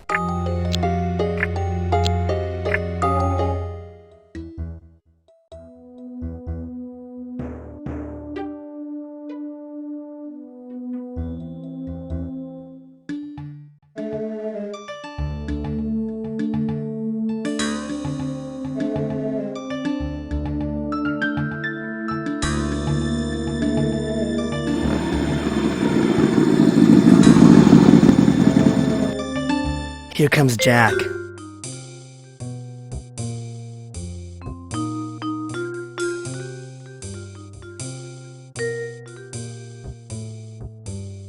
Guess what? I have a photo of Mrs. Ramirez paying off Jimmy for killing her husband. Yeah, I don't think it's a coincidence that his name keeps turning up. What do you mean? What's the connection between Jimmy and the sheriff? Well, Jimmy told you he had the inside goods on the sheriff. I guess he was talking about the bribery charges. What's the connection between Jimmy and Doc Larson? Jimmy's name was listed in Doc Larson's little black book. Knowing Jimmy, he probably helped round up girls for the good doctor. What's the connection between Jimmy and the mayor? There isn't one. Oh, wait a second. He's very fond of the mayor's wife, Melissa. So you think he was angry that Rita was a homewrecker? Hey, I'm angry that a married man was fooling around with her. Well, before you go ripping somebody's head off, I'd check out their story. On my way over here, I saw Jimmy go into the pool hall. Why don't you go have a man-to-man with him?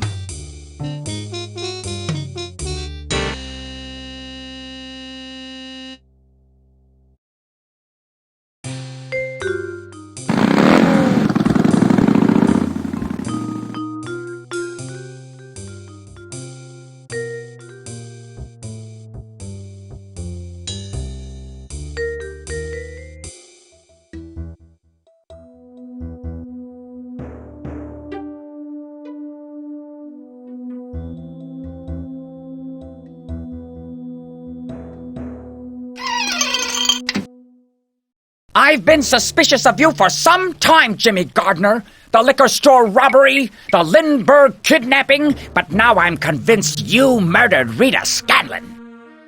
Listen good, Slim. I'm getting real sick of your crazy talk. Now shut your mouth before I shut it for you. You don't frighten me none, Jimmy Gardner. This here letter proves you're a killer. They're gonna lock you up and throw away the key.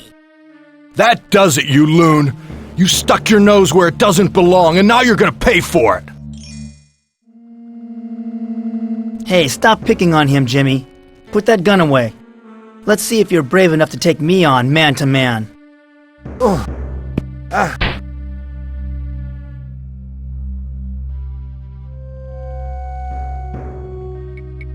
You okay, Mikey boy? What happened? I had a feeling you were spoiling for a fight with Jimmy, and I thought you could use some help. Looks like I was right. You can thank me later. I've got to run. Wait a minute. Where did Slim run off to?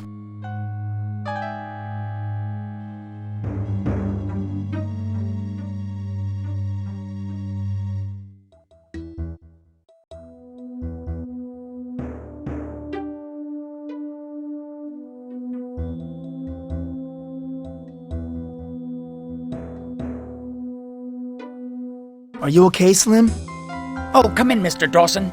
Thanks for helping me out back there. I'm sorry I couldn't have done more. I guess I'm not much of a fighter. What are you talking about, Mr. Dawson? Why, you knocked Jimmy Gardner out cold. I think you need glasses, Slim. I wasn't the one who saved you. Some people think my head's a little screwed up, but my eyes are fine. From what I could see, you were a real hero in there. Why'd you run away when Jimmy pulled his gun? I thought your suit made you invulnerable. My uniform doesn't cover my face, Mr. Dawson. Every power has its limits. What was this evidence you said you have against Jimmy? It's a love letter written by Rita to Melissa's husband. It seems she was having a fling with our honorable mayor. How did you get a hold of this letter? Oh, I snatched it out of Melissa's purse earlier today. I knew she was involved in some kind of conspiracy, and I just needed a motive. Gosh darn if I didn't find one. What first led you to suspect Melissa?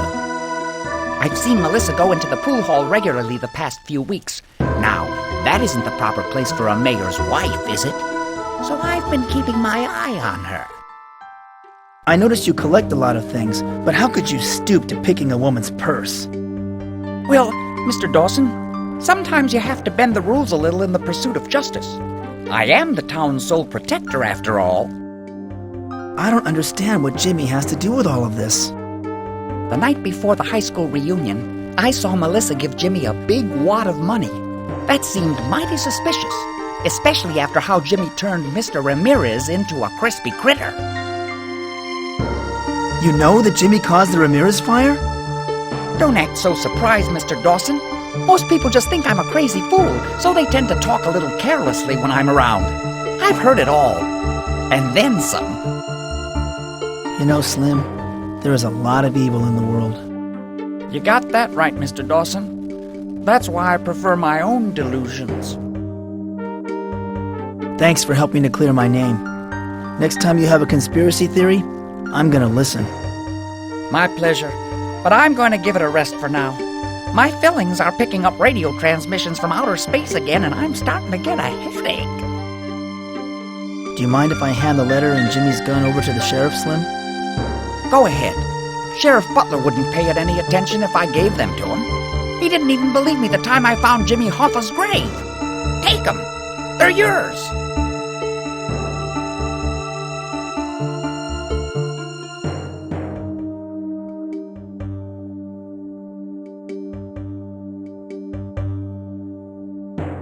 Jimmy's gone. I've got to find him before he kills more people for the generator.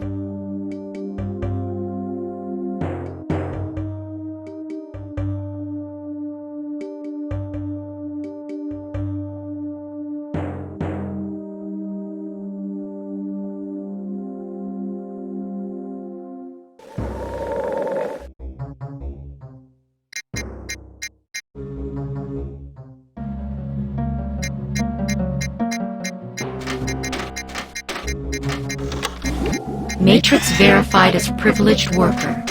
Access permitted.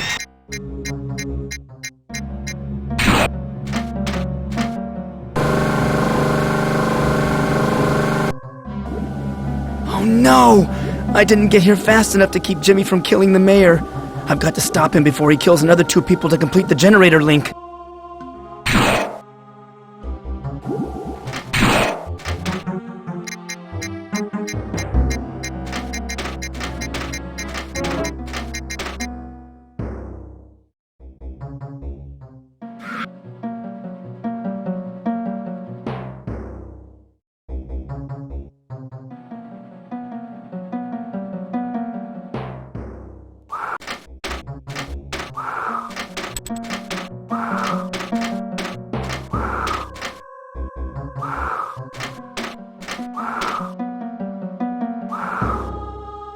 This ego massager sure is heavy, but I think I'll be able to lug it around with me.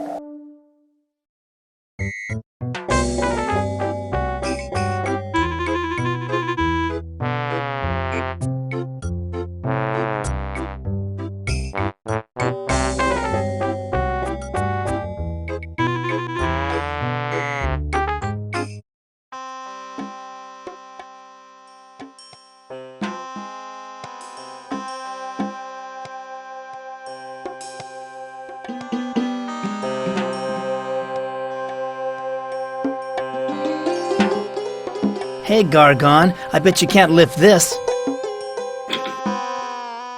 Oh, yeah? I can lift anything.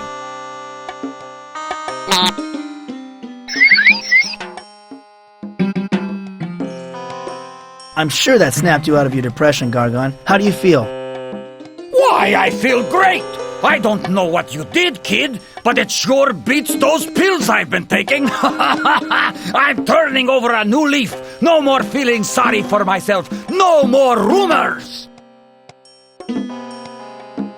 What's this about no more rumors? Well, this is embarrassing. But I've been purposely spreading rumors about the carnival because I was so depressed. When you feel bad about yourself, it somehow helps when everything else seems bad. You've been taking pills? Yeah. Antidepressants. Painkillers. But heck, I don't need them anymore. Why don't you take them? Give them to someone who's really in pain.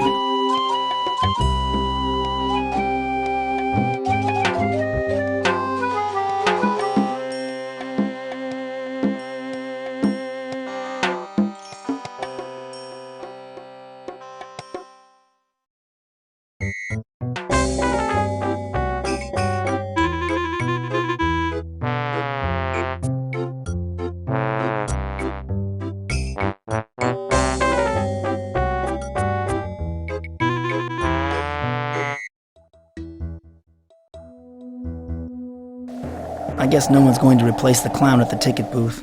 This carnival doesn't seem to care much about making money.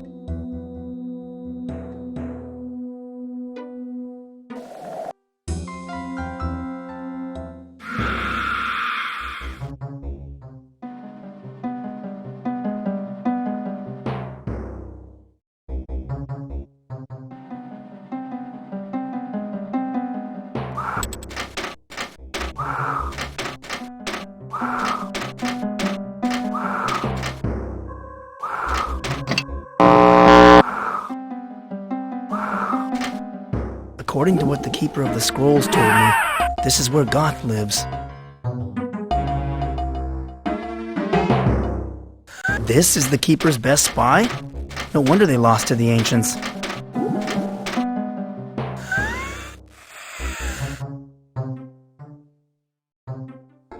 You don't look well.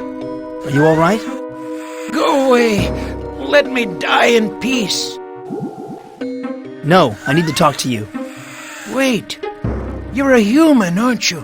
From the other side?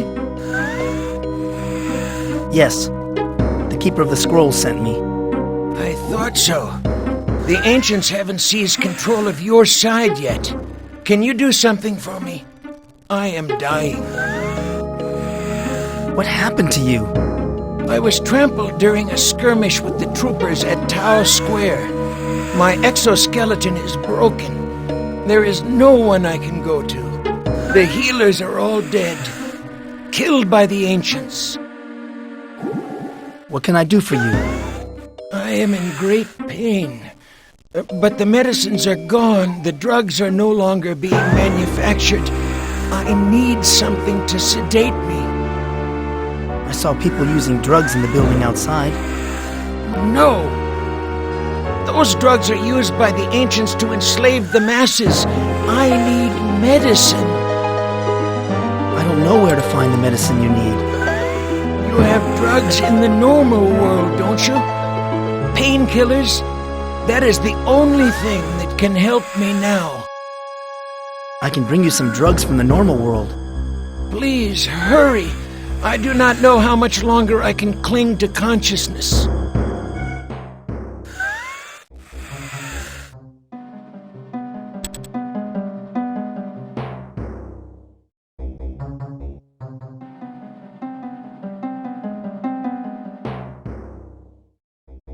At last, the agony is beginning to subside.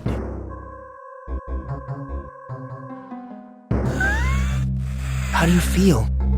I feel the pain no longer, but that does not change the fact that I will die soon.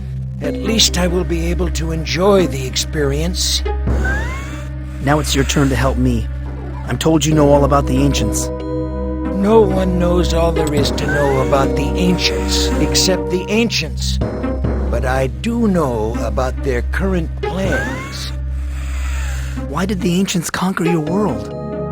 They are life force scavengers. They travel from planet to planet, feeding off the life force from each world they visit. It sustains them while they sleep in their spaceship and ponder the universe. Why would the Ancients be interested in my world? They have nearly siphoned off the life force from this world, as well as most of the other planets in my universe. They need new regions to harvest. Your world, for example. Just what are the Ancients' current plans? They've created a creature called the Behemoth that is able to live on your side. You realize that we Dark World inhabitants are not capable of crossing the barrier. Why did the Ancients create this Behemoth? This creature was designed to collect the life force of the human race and deliver it to the Ancients.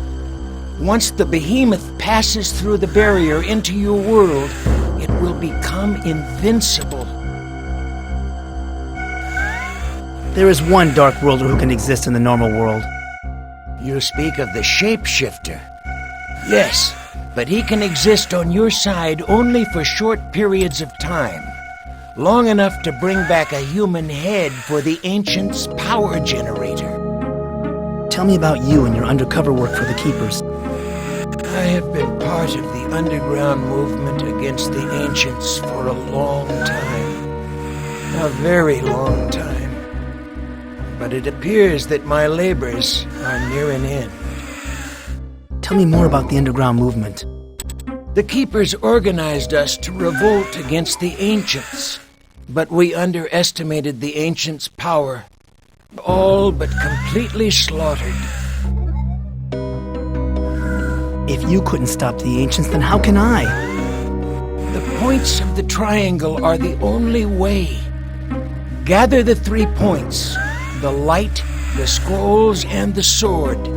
The troopers seized the light. The scrolls are locked up in the Hall of Justice. Where is the Sword of Justice? The shapeshifter has it.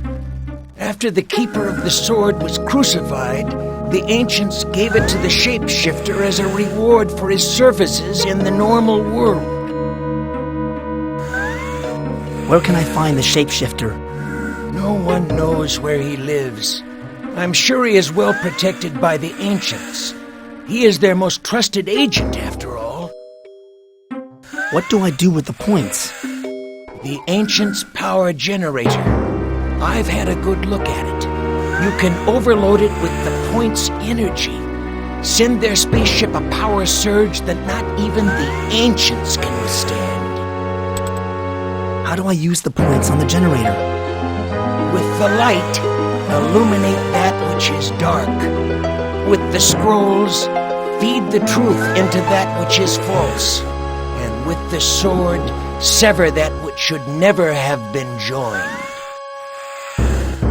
You've been very helpful. I'll let you rest now. Before you leave, take my crossbow. It emits a magnetic field. It may prove useful to you.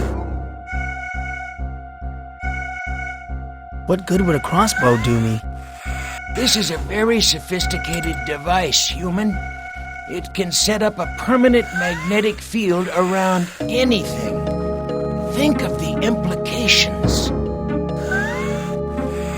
I need to win a game in my world. This crossbow might help. Games, he says. Were the Keepers wrong about this one? Oh, let me rest, human. You are not worth my remaining energy.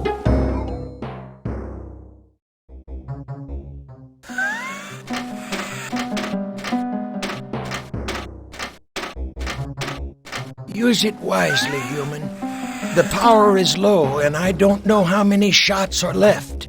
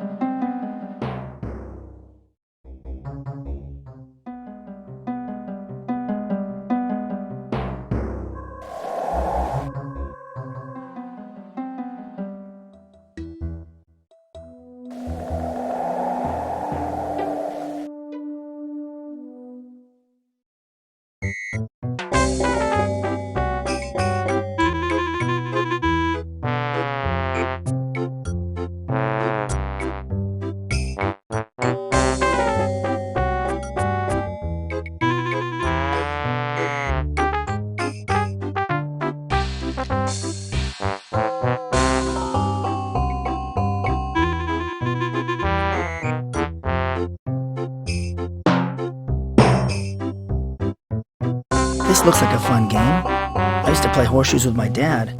I usually beat him, but I think he liked to let me win.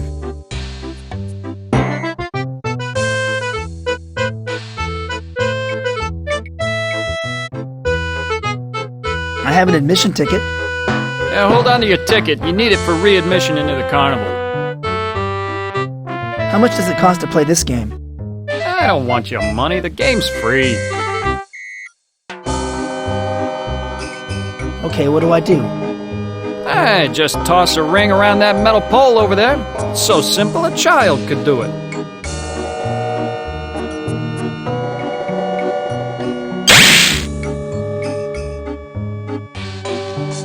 I'd like to play this game. Yeah, be careful, the ring's heavy.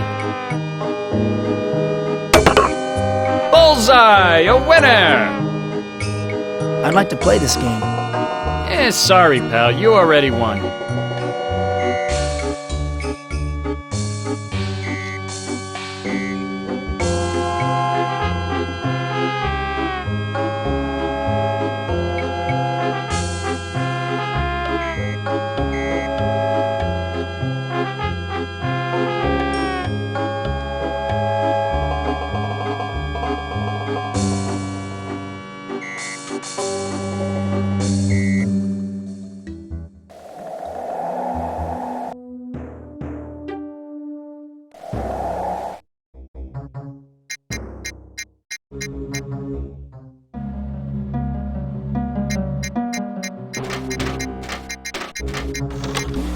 Matrix verified as privileged worker. Access permitted.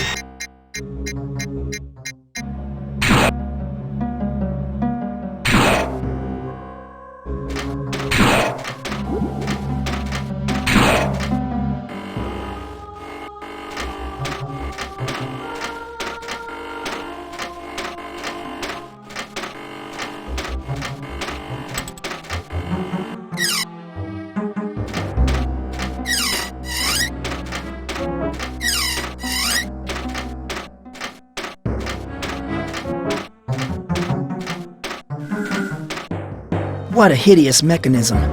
This perverted joining of man and machine has got to be stopped.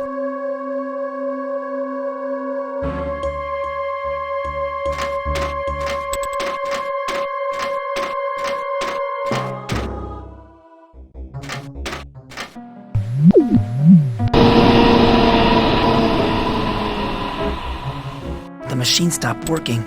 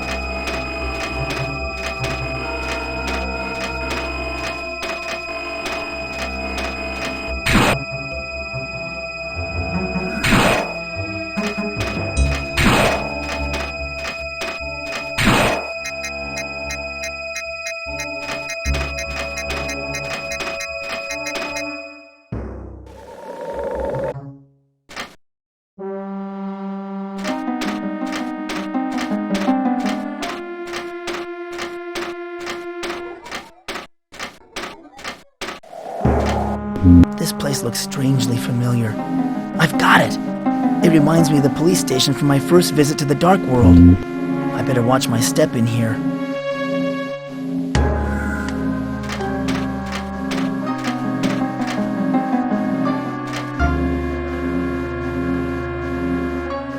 Excuse me, sir.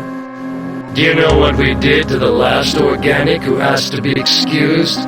We gutted him and threw him into the maze. Just like we did to that keeper worm. Now go!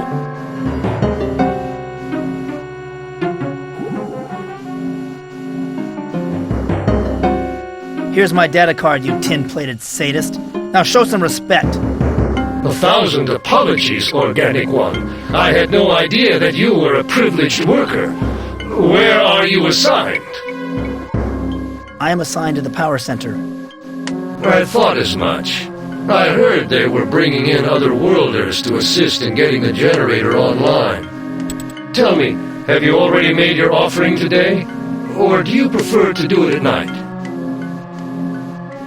No, I prefer to pay it at night. No matter when you make your offering of blood to the ancients, it gives you a sense of purpose, doesn't it? Well, you're obviously a loyal minion of the ancients. Please, do me the honor of watching over the Hall of Troopers for a while. I have a new batch of prisoners to torture.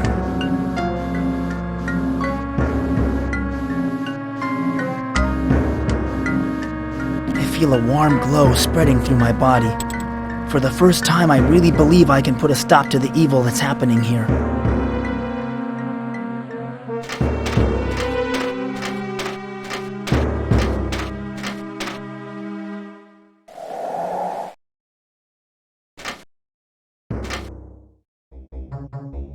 Oh my God!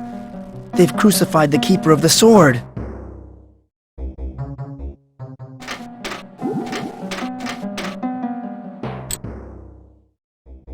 What an odd sensation. I know that these are the scrolls of wisdom. I'm as certain of that as I've been of anything.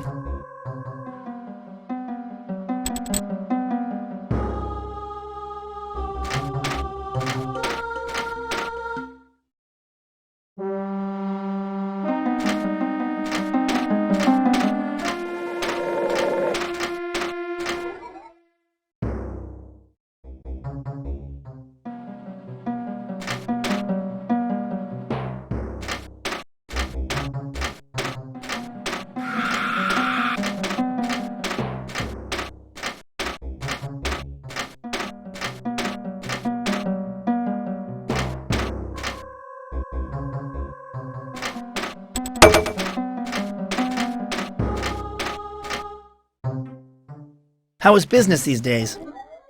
Weapons orders are disturbingly high, but part shipments are disturbingly slow. You haven't come across a trigger mechanism in your travels, have you? As a matter of fact, I do have a gun. Oh, really? Where is it?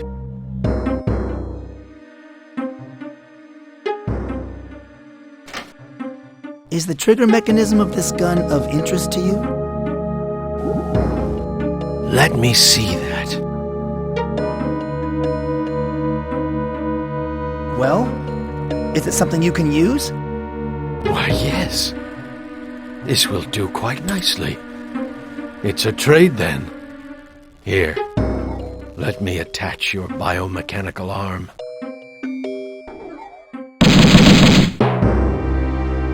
Cool!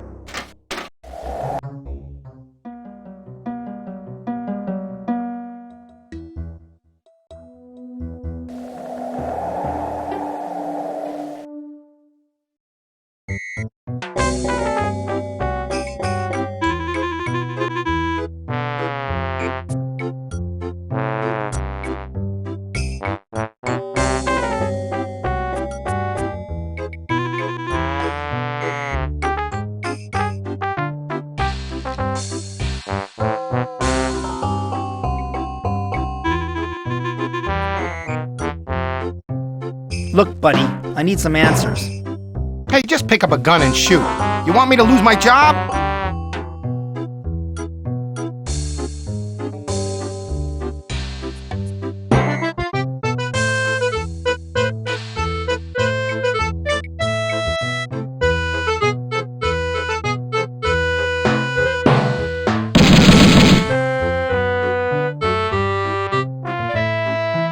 Hey! What the hell happened here? I guess the trigger must have jammed. But I hit every target, so I think I still earned a prize. You can have your prize, but I don't want to see your face around here again. That was some pretty nice shooting there, Dawson. You seem awfully handy with a weapon. Oh, hello, Sheriff Butler. What brings you down to the carnival? I'm just checking out the area, looking for suspects. I'm not surprised to find you here. Suspects? For what? Rita's murder? No, not for Rita's murder. For the murder of Mayor Fleming. Mayor Fleming's been murdered? You been anywhere else in the park during the last hour? I don't know anything about it. What happened? The FBI is examining the body right now. I'm on the lookout for suspects who've been to the park during the last hour. The last hour? Well, I've been busy doing some work. Work?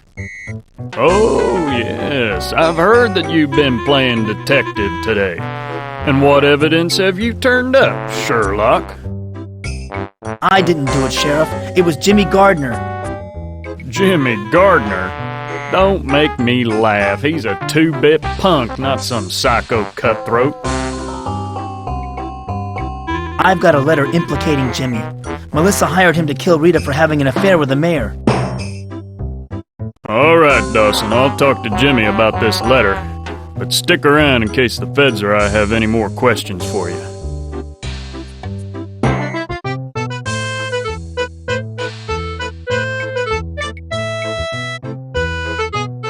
I think I'd like to try it one more time.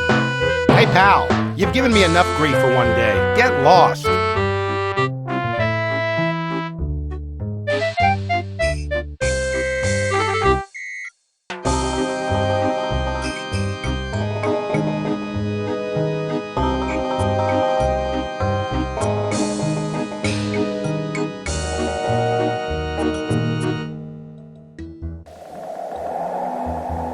I have a splitting headache. I better go see Dr. Sims.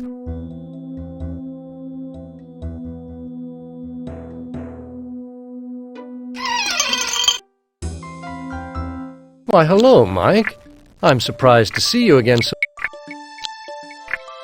My head is killing me, Dr. Sims. What happened? Didn't you hear? Mayor Fleming's been murdered in the park. I heard, Mike. Doc Larson told me that he had performed the autopsy. Doc Larson? That pervert. Why do you say that, Mike? Are you jealous of the relationship he enjoyed with Rita? It's not that. I told you before I wasn't jealous of Rita. Of course, Mike. Of course. I'm worried there's going to be more murders, Dr. Sims. The whole town shares your concern, Mike. It's my fault, Dr. Sims. I know who the killer is, but I let him escape. Don't blame yourself, Mike. Capturing criminals is the responsibility of the police. You don't understand. The Keeper of the Scrolls chose me to stop the Ancients. Mike, you really must resist these fantasies about the Dark World. There's no shapeshifter going around and murdering people. I think I need more hypnosis. I agree, Mike. Let's try another session. Look at the spot on the ceiling. Relax. Close your eyes. Welcome back, folks. Our guest today on Let's Make a Death is Mike Dawson. How are you, Mike? Okay, I guess. What's going on, Paul? It's your lucky day, Mike. You get to choose one of 3 holograms and learn something about this mystery you're trying to solve. Which hologram will it be? Hologram number 1, please. Hologram number 1 is the lovely Rita Scanlon, alive and well. Mike, you're so wrapped up in your own little world. You didn't kill me. You know, you really ought to read more. I could have helped you like I did Mr. Ramirez, the mayor, and Doc Larson.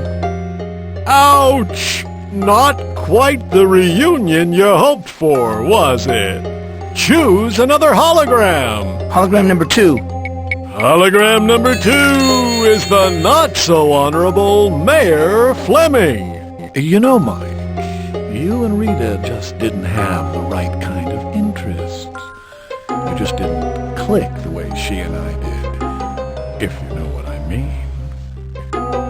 Oh, boy, I think I got the picture. And so did you, Mike, when you found those photos of Rita in the mayor's car. I bet that got your engine running. Choose another hologram.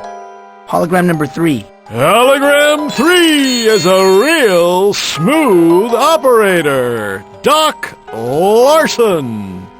Rita didn't have much time for you, Mike, but she somehow found time to bring me my medical textbooks. You don't suppose that got her interested in playing doctor, do you? Are you jealous, Mike? That's what you get for sneaking into my office and stealing my little black book. That must have been a bitter pill to swallow. I'm sorry, Mike. There's no prize for you in any of the holograms, but we do have a lovely parting gift for you. All the hardware you'll ever need. A beautiful set of steak knives, sharp enough to cut again and again and again. Mike, are you awake? How do you feel now?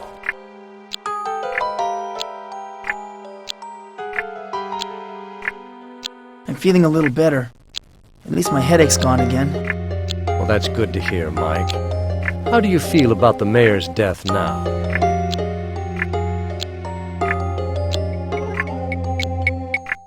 It was a terrible thing, Doctor. The killer must be found. It was terrible, Mike. But right now, I'm concerned about how events are affecting you. In particular, your dreams. God, what a dream I had. It was awful.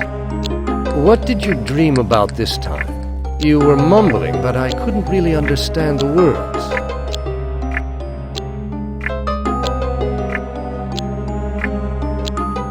Rita was in my dream.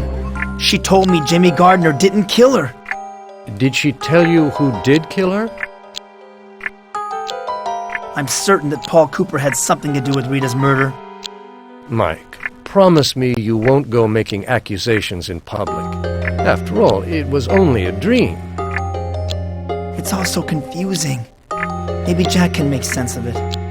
I really wish you'd stop seeing this Jack fellow. I think he's bad for you. Damn it, Dr. Sims, stop bad-mouthing Jack. Please, Mike, calm down. I'm sorry, Dr. Sims. Jack's my only friend.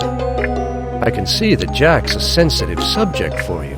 Let's not talk about him now. What else did you get out of your dream?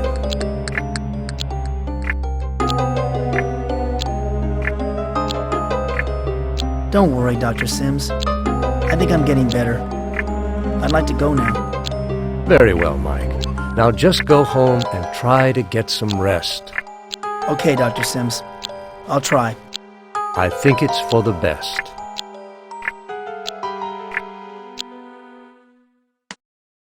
Excuse me. Mike Dawson? Special Agent Gannon, FBI. May I have a word with you? What do you want? You're not leaving until I get some answers from you. Why are you talking to me? I'll ask the questions, Dawson. I'm the cop. You're the suspect. Got it? What am I suspected of? You're suspected of a lot of things, Dawson. I've done some checking up on you. I know all about what happened to you last year. What do you know about what happened last year? Enough to know that you're nutty as a fruitcake. We've seen your psychiatric reports, Dawson. They have psycho written all over them. No, it's all true. There really is a dark world. Save your insanity defense for the jury, Dawson. The truth is that you killed both Rita Scanlon and Mayor Fleming. But I found a letter that proves Jimmy Gardner killed Rita. I gave it to Sheriff Butler. Butler's off the case. I'm in charge now. And as for your friend Jimmy Gardner, he's in the hospital. Coma. Furthermore, Doc Larson places the mayor's time of death sometime after you attacked Gardner. Killer. Larson's lying. He was involved with Rita. He's the psycho. Right, Dawson. Everybody's a psycho but you. No wonder Rita dumped you. Is that why you killed her? I loved Rita. I didn't touch her. Oh yeah? It sure sounds like everyone else did. She dressed up in leather for the mayor. She was doing the nasty with Doc Larson. But nothing for poor Mike. Makes you mad enough to kill, doesn't it? Oh no! I think I'm really in trouble. I need to talk to Jack.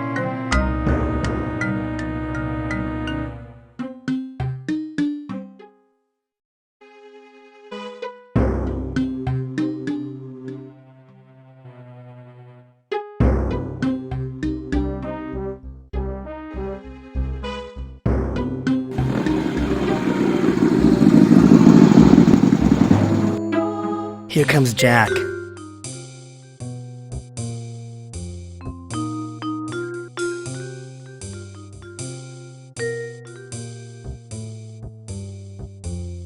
I hit an FBI agent. Smart move, Ace. Why'd you do that? I got angry. He made some comment about Doc Larson and I just flipped out. I can't blame you, Mike. The idea of him and Rita together would drive me crazy too, not to mention Mayor Fleming.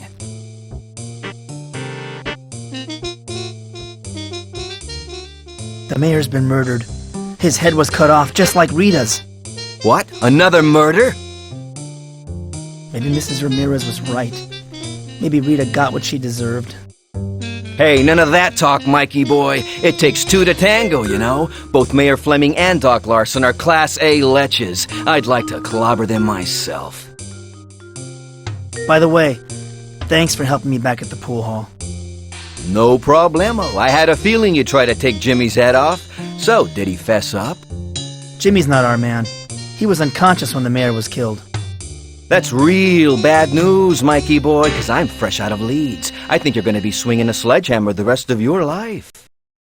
Sledgehammer? Wait a second. Paul Cooper, the hardware store owner. He's involved in all this somehow. I just had a dream about him. Man, you're losing it. Instead of grasping at straws, you should be putting your affairs in order. Look, I'll be a character witness for you at the trial, but I think I've outlived my usefulness here. Take care, Mike.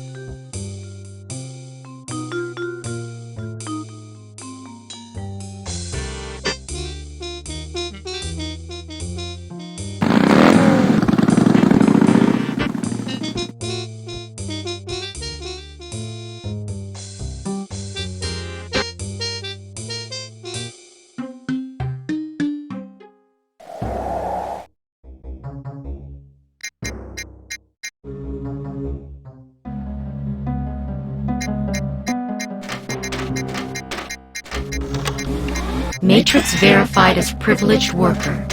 Access permitted.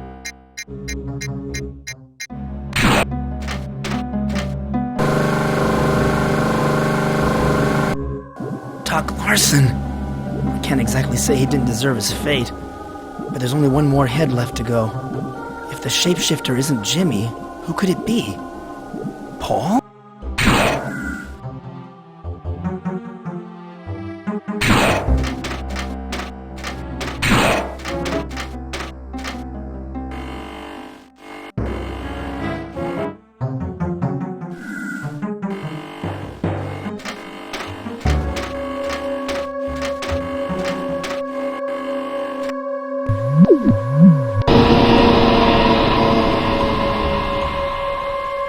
The machine stopped working.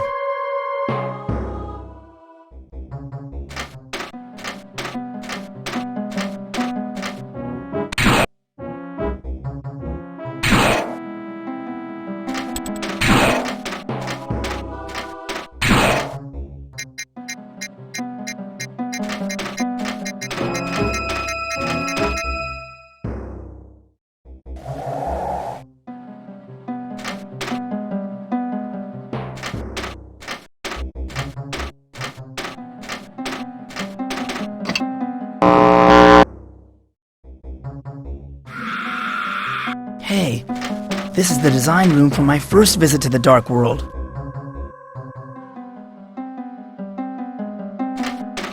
I'll never forget this ghastly thing. The ancients used it to open my skull. I see it in my nightmares all the time.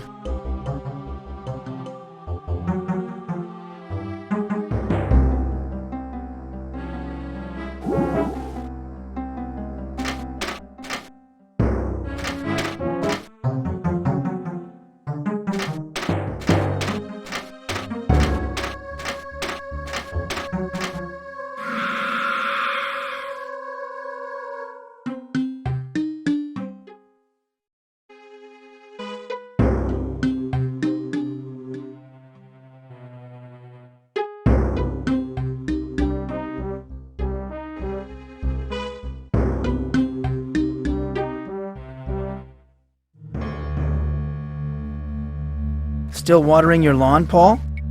Yes, the grass is real thirsty. Can't seem to get enough water. What's up? I keep wandering back to Rita's old neighborhood. You must miss her. We went to high school together a few years back. Yes? I didn't really know her back then. She moved in over there about 8 years ago, but I didn't talk to her much. Say, Paul, how much longer are you going to water your lawn? Well, the water bill's paid up until the end of the month, so I figure I can keep watering at least until then. Unless, of course, the end of the world comes or something. This is getting too weird for me. Catch you later, Paul. Bye-bye, Mike. Watch where you step now.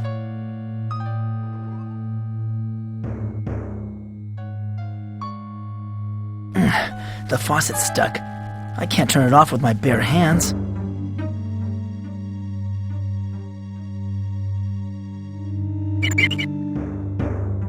Hey! What happened to the water?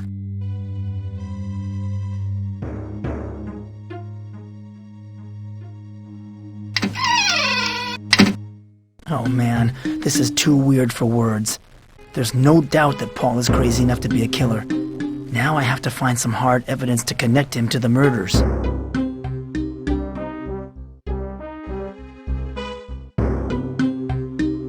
Paul's bedroom looks fairly normal. In fact, it kind of resembles my own room. It's full of books, mostly war novels and westerns. No unusual reading material, just the kind of books you'd expect any normal guy to read. Scuff marks. This bookcase must have been moved across the floor recently. A secret passage.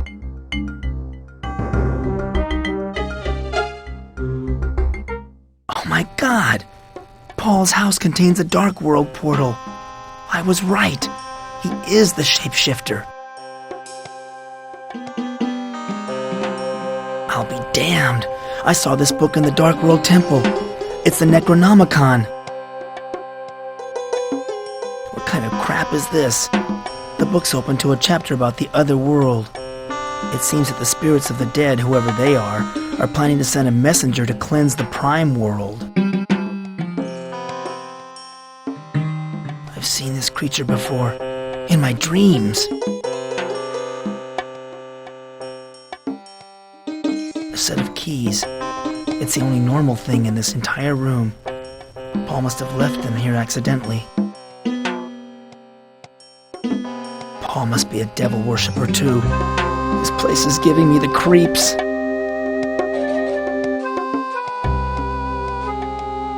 The sign of the four. The four what? Maybe I don't want to know.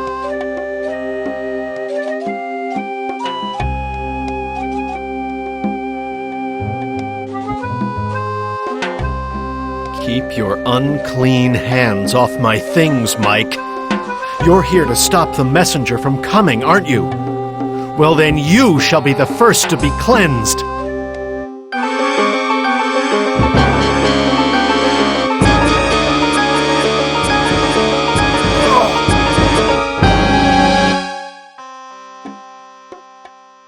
Why did you try to kill me? I'm sorry, Mike. The voices told me to kill you. They said you were dangerous and must be stopped. What else did the voices tell you?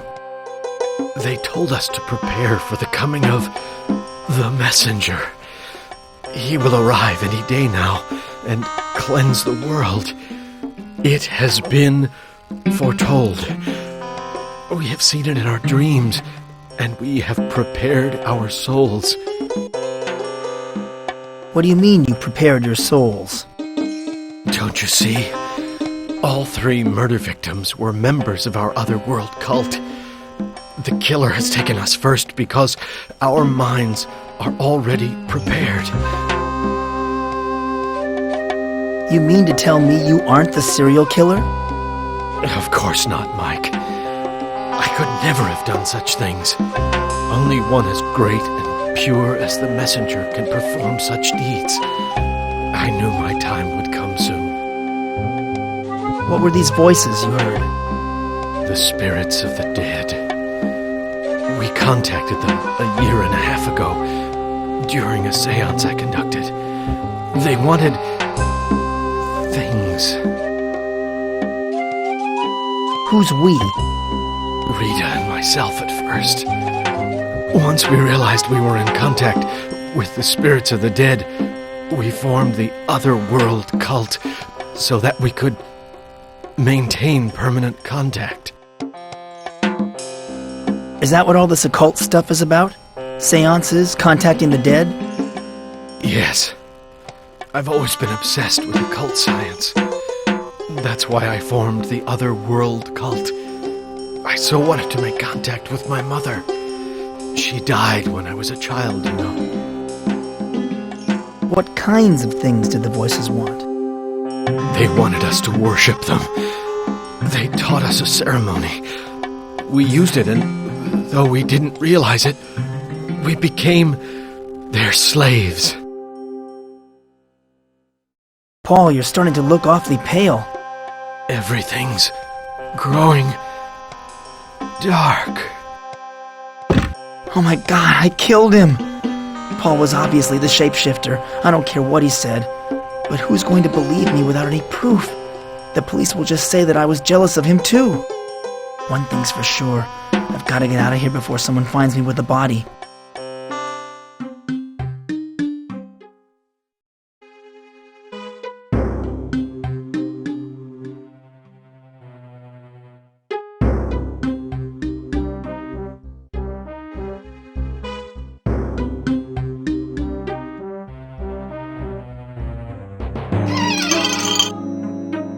It's dark in here.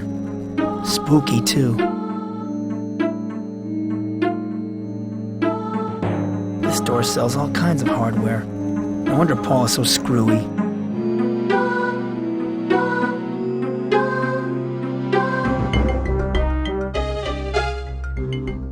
A fire alarm. A lot of the stuff in here must be flammable.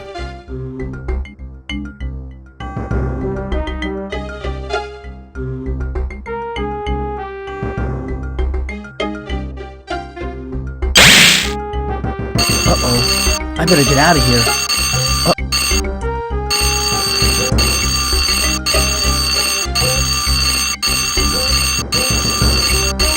That should keep Deputy Brown busy for a while.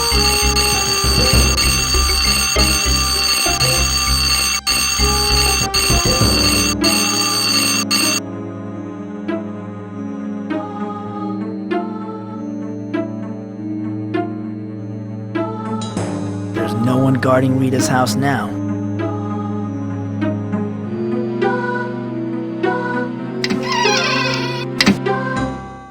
It's so strange being inside Rita's house knowing that she's dead.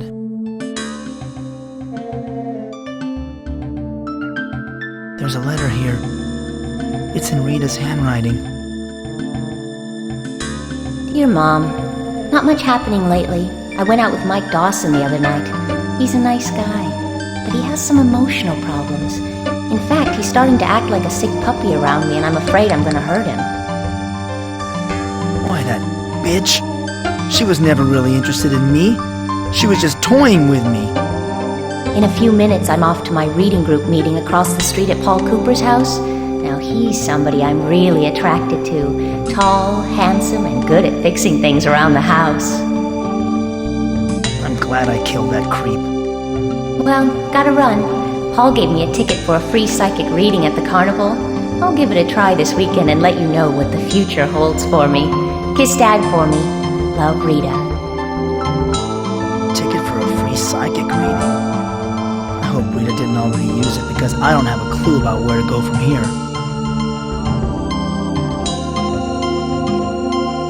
I've never been in Rita's bedroom before. It's not what I imagined it would look like. The decor is so odd.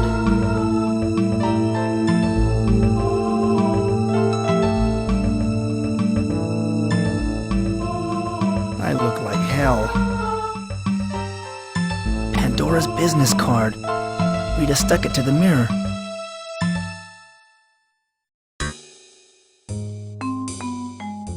You thought you had everything pretty much figured out, didn't you, Mikey boy? Well, I'd stop while I was ahead if I were you. The truth can be very ugly.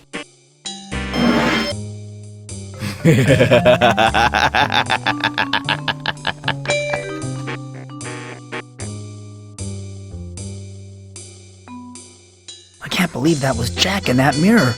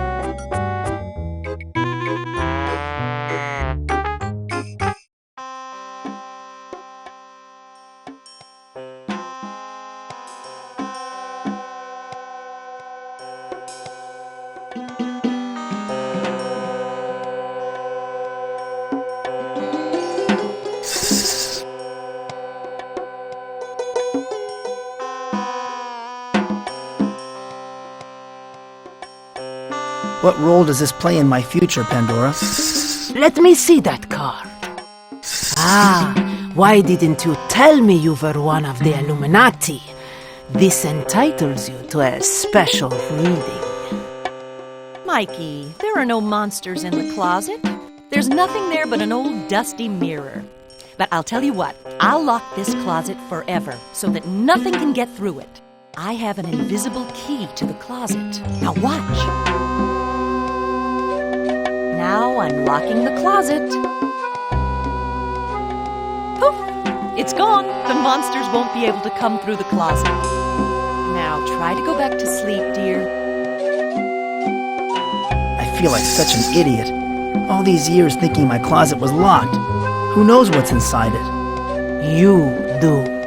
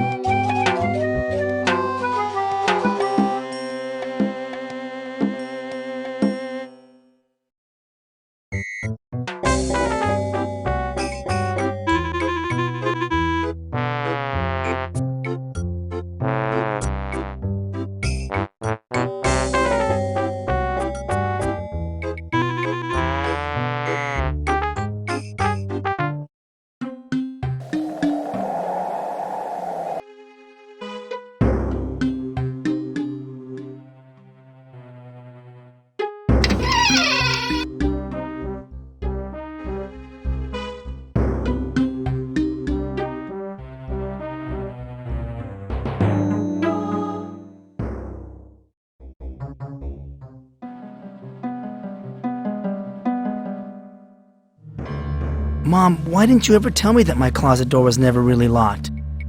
Oh, my goodness, Mike, that was years ago. Don't tell me you've been afraid of your closet since then.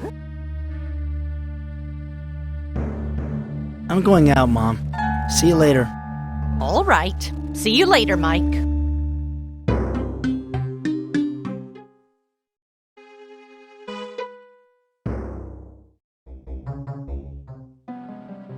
The fortune teller was right. This closet was never really locked after all.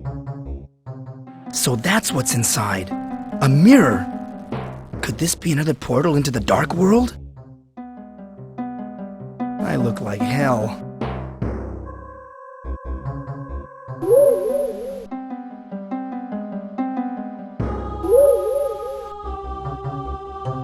Why, this is a dark world bedroom.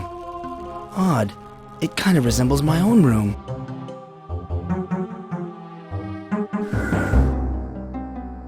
That could only be the Sword of Justice. This must be the shapeshifter's home.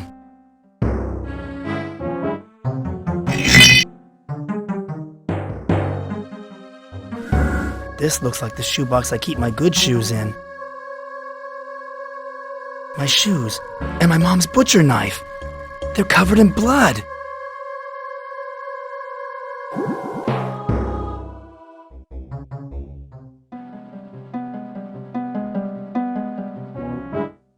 I'm back in my own kitchen, but I didn't pass through any portal.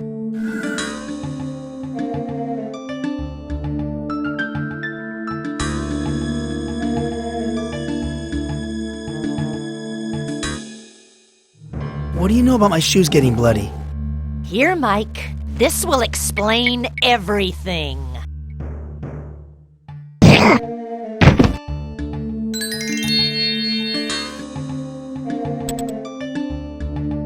That's Rita's head! I must be hallucinating. Oh my god! That's Rita! Her head's been cut off! Mike, I've come to speak to you from beyond the barrier of life and death. Humanity is in grave danger, and you are the only one who can destroy the beast that my friends and I have unleashed. Rita, I thought you were dead. I'm dead but have not yet departed.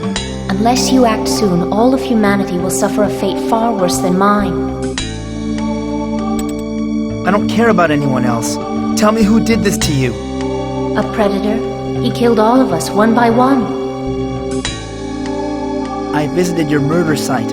I found your reunion ticket. I didn't lose my ticket, Mike. That was dropped by my murderer. You mean the shapeshifter attended our reunion? Mike, don't you see? My ticket was serial number 656. The one the murderer dropped was 655. The two tickets were bought at the same time. Are you saying that the shapeshifter invited you to the reunion too? Your jealousy is clouding your mind again, Mike. That was always the problem between us, and it will lead to your downfall. I know all about your involvement in the Otherworld cult. Paul's seances were just harmless fun at first. We wanted to contact dead poets and writers, but instead we contacted the ancients. So this was the reading group you were always running off to. I'm sorry I lied to you, Mike. The ancients seized control of our minds and made us do things against our will. Why would the ancients be interested in your seances? The ancients needed humans to make a creature able to live in the normal world indefinitely. Through the teachings of the Otherworld cult, they reprogrammed our thought patterns to interface with the power generator. Is it true that you became involved with Dark Larson and Mayor Fleming? Mr. Ramirez too, but his wife had him killed before I could bring him into the cult. That was my assignment, recruitment. Who else did you recruit? I tried to recruit Sheriff Butler and you, but failed. You were both too jealous to become members of the cult. How could you let yourself become a pawn of the ancients? You were a pawn of the ancients too, Mike. It was your first visit to the Dark World that gave the ancients enough knowledge of the normal world to engineer the behemoth. I don't understand what's happening here. Mike, you poor innocent fool, you were being used and don't even realize it. But you have a chance to redeem yourself by destroying the behemoth. How can I destroy the behemoth? You can kill it only with the sword, but you must hurry, Mike. While the behemoth is still in the Dark World, it is vulnerable. Once it enters the normal world, it will become invincible. The sword is powerful enough to kill the behemoth? Yes, but you must use the sword before it reaches the portal to the normal world. Once the behemoth crosses over, it will grow powerful enough to destroy all of humanity with a single blow. Why do the ancients want to destroy the human race? Once humanity's life force is released, it will fully wake the ancients from their slumber and nourish them for a virtual eternity.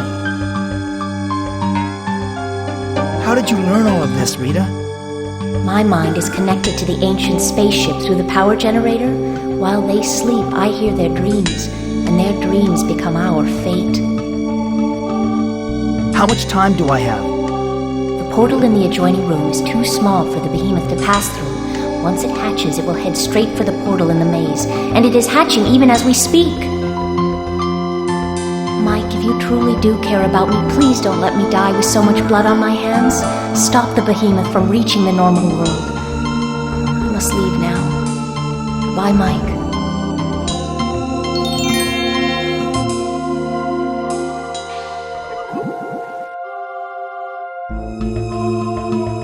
Now I'm back in the dark world. I'm sure I didn't pass through a portal this time. Perhaps time and space are warped here.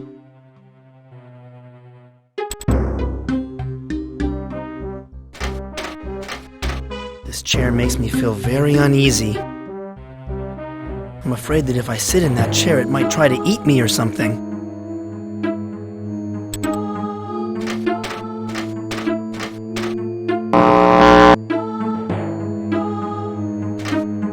This place somehow seems even more gloomy than the rest of the dark world.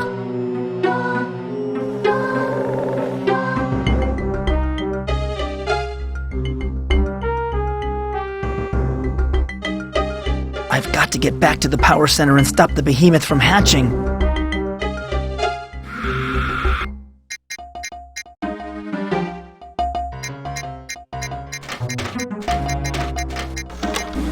Matrix verified as privileged worker.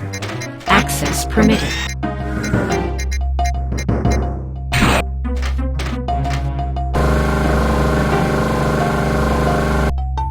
That's Paul! He wasn't the shapeshifter after all.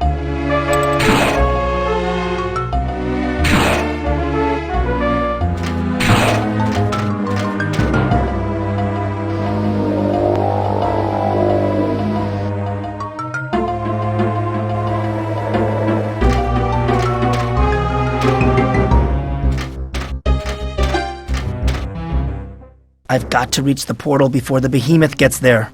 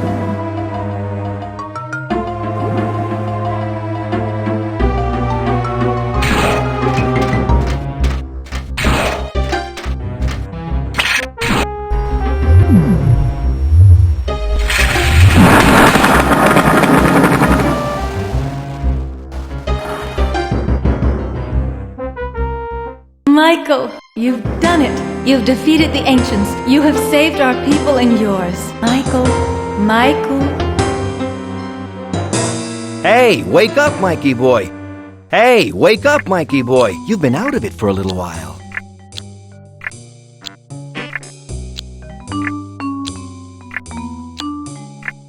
What happened? I told you not to trust those shrinks, didn't I? Where am I? I thought I just blew up a spaceship. You're in Dr. Sims' office, don't you remember? What happened to Dr. Sims? He's been stabbed. You don't remember, Mikey boy? We killed him. He was getting in the way. What do you mean we killed Dr. Sims? Don't you get it, Mikey boy? You and me, we're both one and the same. What are you talking about? Wait a minute. I get it. You're the shapeshifter. You're wrong again, Mikey boy. In case you haven't figured it out, I don't exist at all. I'm you, and you are me, and we're all together. Get it? No, I don't get it. How can you and me be the same person? I'm your dark world counterpart, Mikey. A manifestation of your own sick mind. If you don't believe me, grab the knife and try to kill me. Come on, Mikey boy, give it a try.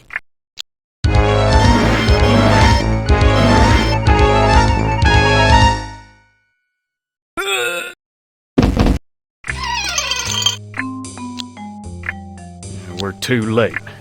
I should have never let myself be fooled by that letter Dawson gave me. I don't know about you, but I feel sick. I never seen anything so horrible. Looks like Mike offed the doctor and then offed himself. What a mess. Well, at least it's all over now. I still can't believe it. Mike Dawson, a serial killer. He was sure busy the last few hours. Killed Mayor Fleming, Doc Larson, Paul Cooper, and his psychiatrist all in one day. One thing's for sure. I'm gonna be having a few nightmares myself over this one. It's too bad you couldn't get to first base with Rita either, Sheriff. Then we'd have your head hanging on our power generator, too. Horrified by what you see, Deputy? You'd be even more horrified by what your dark side is capable of. Oh, Mike, there's no need to thank me for returning your mom's butcher knife to you. It's the least I could do for ruining the Aints' plans again. Well, as they say, the third time's the charm.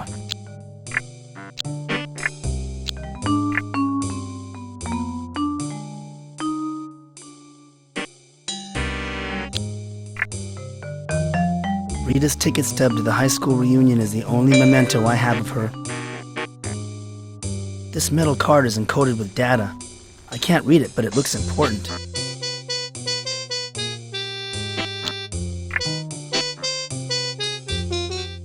When I heft this sword, I feel like I can do no wrong.